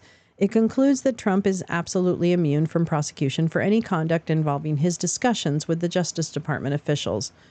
That conception of core immunity expands the conclusive and preclusive category beyond recognition, foreclosing the possibility of prosecution for broad swaths of conduct.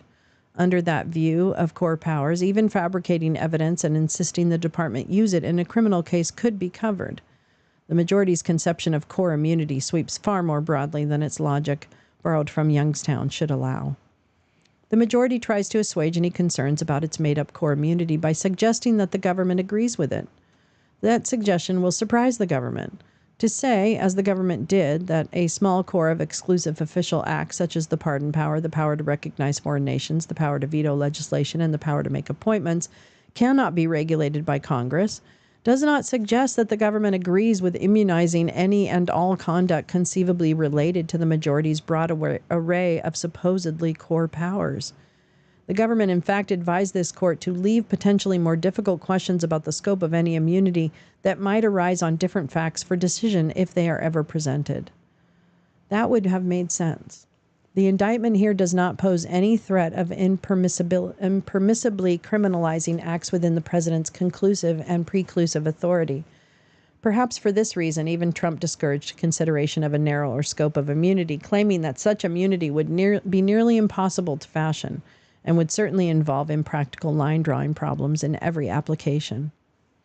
When forced to wade into thorny separation of power disputes, the court's usual practice is to confine the opinion only to the very questions necessary of the decision. There is plenty of peril and little value in crafting a core immunity doctrine that Trump did not seek, and that rightly has no application in this case. Not content simply to invent an expansive criminal immunity for former presidents, the majority goes a dramatic and unprecedented step further. It says that acts for which the president is immune must be redacted. This is what I was worried about, okay? That's what I'm worried about. Must be redacted from the narrative of even wholly private crimes committed while in office. They must play no role in proceedings regarding private criminal acts. Even though the majority's immunity analysis purports to leave unofficial acts open to prosecution, its draconian approach to official acts evidence deprives these prosecutions of any teeth. If the former president cannot be held criminally liable for his official acts, those acts should still be admissible to prove knowledge or intent in criminal prosecutions of unofficial acts. For instance, the majority struggles with classifying whether a president's speech is in his capacity as president, an official act, or as a candidate, unofficial act. Imagine a president states in an official speech that he intends to stop a political rival from passing legislation that he opposes no matter what it takes to do so, official act. He then hires a private hitman to murder that political rival, unofficial act. Under the majority's rule, the murder indictment could include no allegation of the president's public admission of the premeditated intent to support the mens rea of murder. That is a strange result, to say the least. The majority's extraordinary rule has no basis in law. Consider the First Amendment context. Although the First Amendment prohibits criminalizing most speech, it does not prohibit the evidentiary use of speech, including its use to prove motive or intent. Evidentiary rulings and limiting instructions can ensure that evidence concerning official acts is considered only for the proper purpose for which it was admitted. The majority has no coherent explanation as to why these protections that are sufficient in every other context would be insufficient here. Let me read this footnote.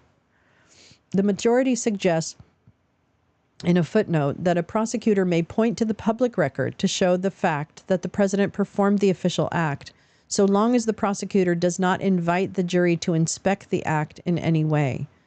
Whatever that suggestion is supposed to accomplish, it does not salvage the majority's nonsensical evidentiary rule.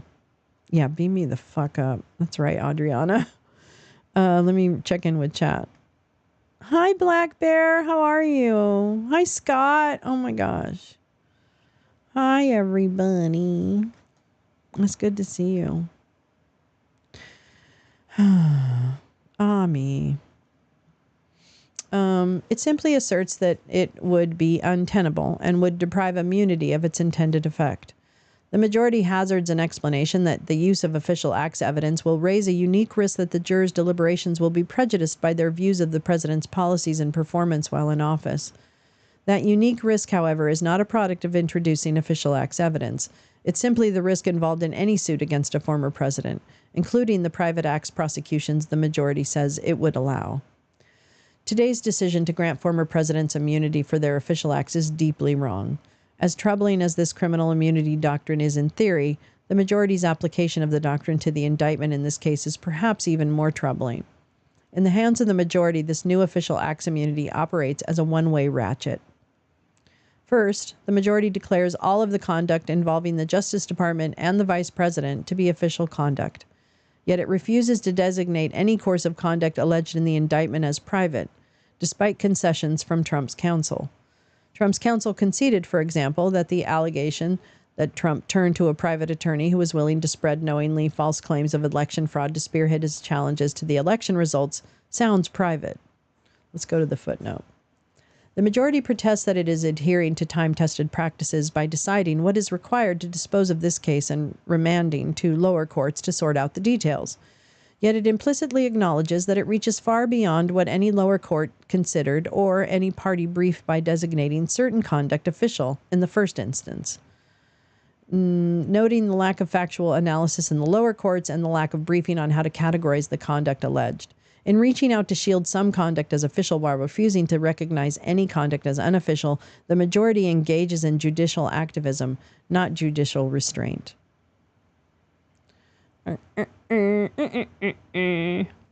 He likewise conceded that the allegation that Trump conspired with another private attorney who caused the filing in the court of verification signed by Trump that contained false allegations to support a challenge sounds private. Again, when asked about allegations that, Trump's counsel explaining that it is not disputed that such conduct is unofficial. Oh, well, those will be interesting pieces to read in the transcripts. Where does Trump already admit that his actions weren't part of his official duties?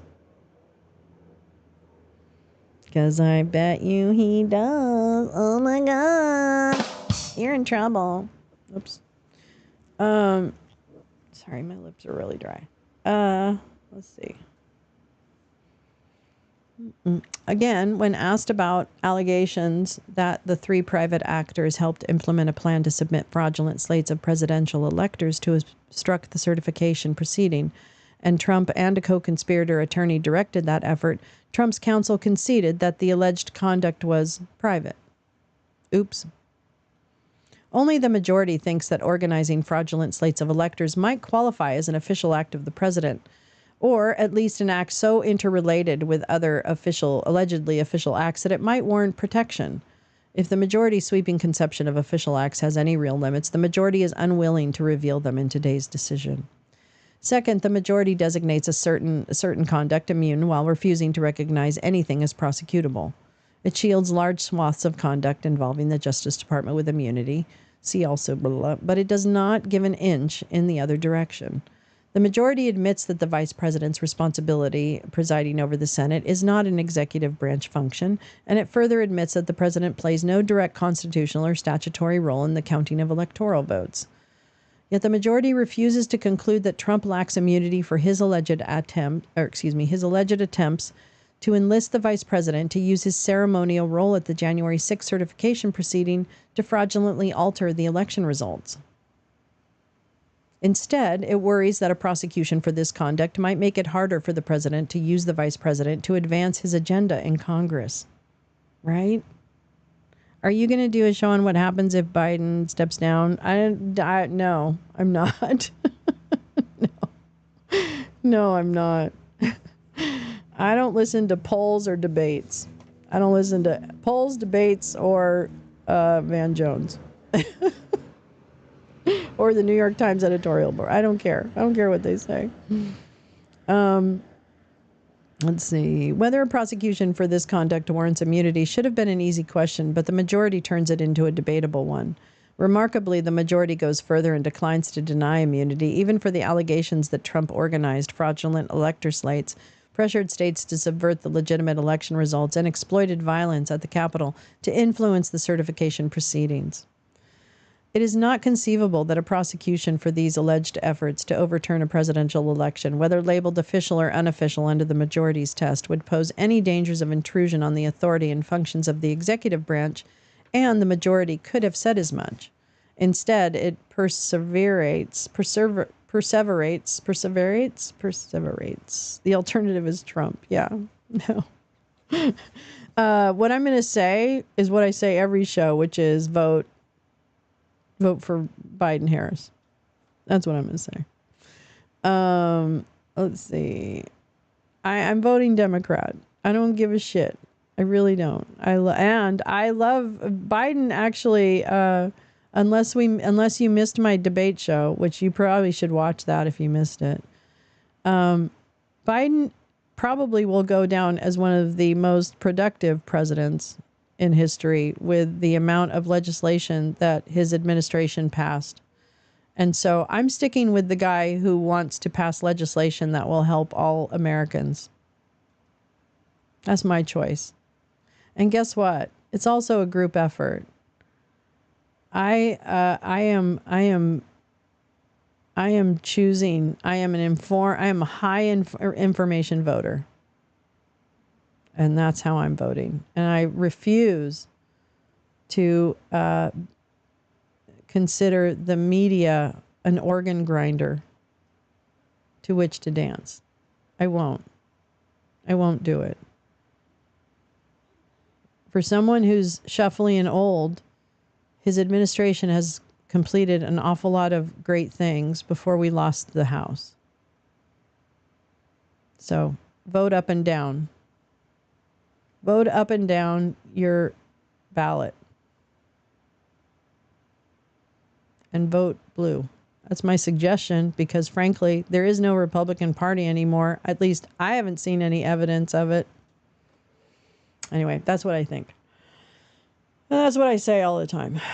Let's see. Looking beyond the fate of this particular... Wait, did I move anything? The majority could have said as much. Instead, okay. Looking beyond the fate of this particular prosecution, the long-term consequences of today's decision are stark. As we've seen, they've been calling him King Biden. I don't know. I don't think so. I don't think I have. I'm trying to remember. No, because I wouldn't have voted for Reagan. I think my first vote was Carter. When was my first vote? Oh, no, it might have been after. No, it was after Carter. I probably voted for Mondale or someone. I know I voted for Mondale. I know I voted for the other. I don't think I've ever voted for a Republican. I'm pretty sure. I might have voted for a Republican down ballot if the person was actually like not, had good policy decisions. Oh, Charles Kriegel. Oh, I know. God bless President Carter. Okay. I want to read that. What's this? Let me go to this. Hold on. Ann Nelson. Ann Nelson follows me. What? Oh, I love Charles Creel. Oh my God. What am I doing? SCOTUS has trashed the American experiment to clear the decks for Project 2025. We made a film 3 years ago.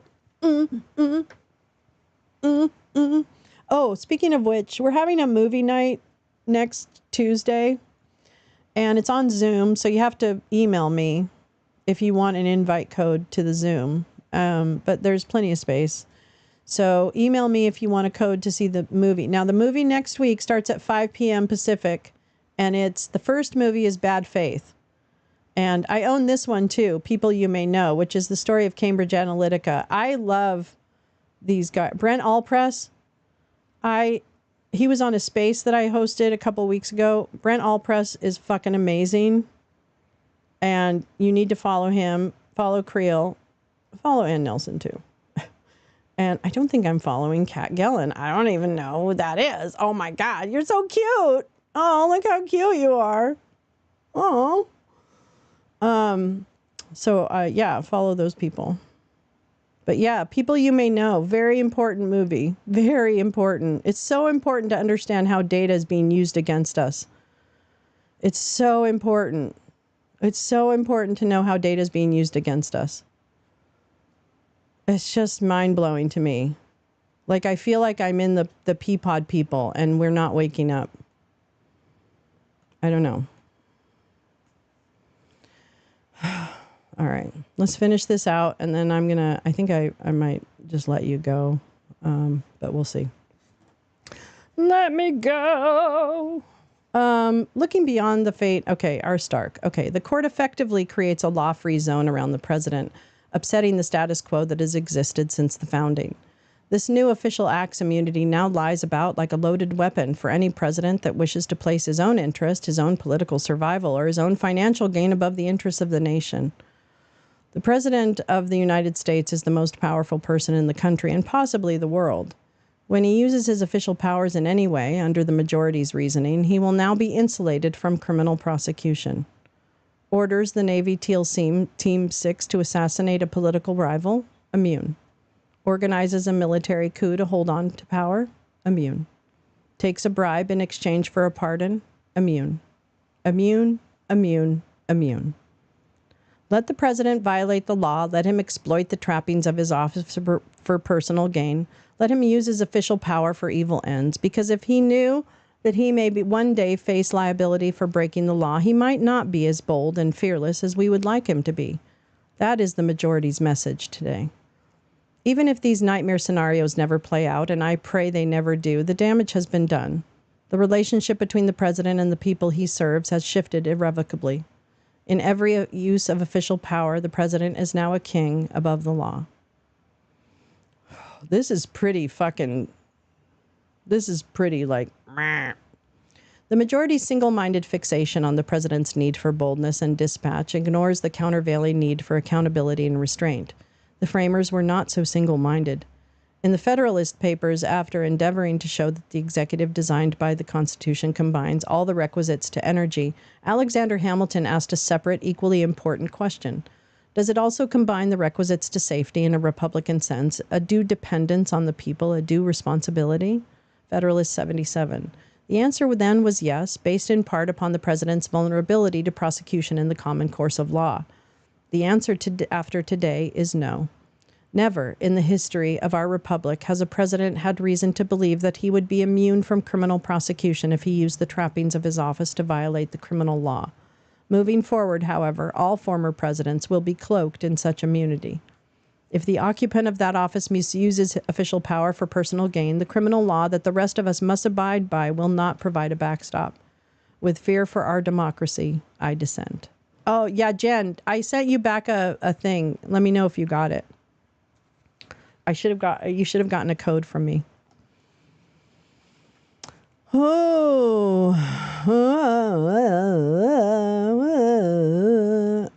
I kind of was looking at like clips that had some impact on the cases.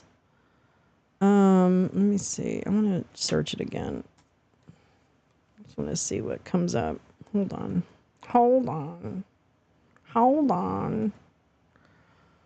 House Supreme Court. Let's see. That's 11 alive. Well, that was a long time ago. Where's closer? 3 hours ago. Let's see what these guys say. Oh, shit balls. Oh, come on. President Donald Trump's current legal troubles. Nadia Cavazos reports from outside the Supreme Court. In a 6-3 opinion, the Supreme Court ruled Monday that former presidents have absolute immunity from prosecution for official acts related to their core constitutional powers. But the court said there is no immunity for unofficial acts and gave some guidance on how lower courts can draw that line. For those things that are just within the president's ambit, absolute immunity. For official acts in general, at least presumptive immunity. For unofficial acts, no immunity. Former President Donald Trump has repeatedly argued that he had absolute immunity. You have to give a president full and total immunity. In a scathing dissent, Justice Sonia Sotomayor wrote about the potential dangers of this decision on U.S. democracy. The ruling affects Special Counsel Jack Smith's prosecution of Trump for election interference for his role in the January 6th assault on the U.S. Capitol. The case now goes back to the lower court, which will have to look at what acts are official and what are unofficial. There is an enormous amount of legal work that is now going to have to unfold over the next several months. By waiting until July to issue their ruling, the justices have severely reduced the likelihood of Trump standing trial before the November election. Now, today's ruling follows another Supreme Court decision. Okay, thanks. That's not really, nobody cares. Nobody cares. Wow.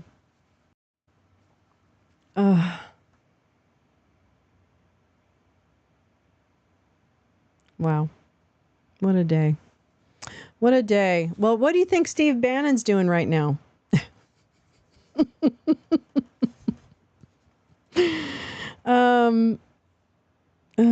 What? Shut up. Shut up. Are you really Mossad? Are you really that guy that goes by Mossad? That really disgusting guy? You're not that guy, right? You can't be that. You can't be that guy. He doesn't make sentences like that, so you can't possibly be that guy. I mean, you haven't asked me to show you my tits, so you can't possibly be that guy.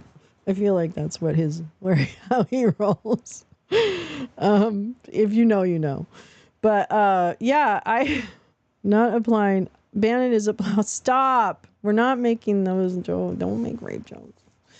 Don't make prison rape jokes. He's probably detoxing. Yeah, he's probably on a juice cleanse. They're probably watching, they probably have like the Martha Stewart network on all the time because, she was in Danbury. But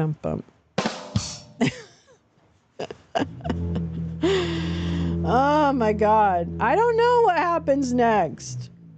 I don't know. I feel like Tanya Chutkin is like, I don't know. Bannon's undergoing delousing. He's still in the shower. He's still in the acid shower. It's like, it's not coming off. He's refusing to hand over his 3 pens. That's what it is. He's refusing to hand over the pens. Sir, you're going to have to give us the pens. No. Oh, wait. No, I won't give you my pens. Don't take my pens. Why couldn't I be in Florida with Peter Navarro? If you notice, my thumbnail for this broadcast, or not this broadcast, but this morning's Wake and Bake, had my AI vision of Peter Navarro making toilet wine, because that was something I've been saying since Peter Navarro went away, is that he is making the toilet wine. So, yeah. All right. Anyway, so that was the part of the concurrence and part of the dissent, and gives us a little more insight into what happened today. I expect that we will learn much, much more as we move through the next 24 hours. Coming up in an hour, less than an hour, is a space on Twitter. And it's our weekly Monday spaced out space. My cat's going to fuck up my camera. It's our weekly spaced out space. I'm sure we're going to be talking about this. I really hope the smart people, I think there's some real, there's always smart people there. But I also think we have additional smart people who might be coming tonight. And I can't wait to hear what they have to say about what happened today. All sorts of stuff. So join me, please, tomorrow morning at 6:30 Pacific, 9:30 Eastern, everything in between and outside of that.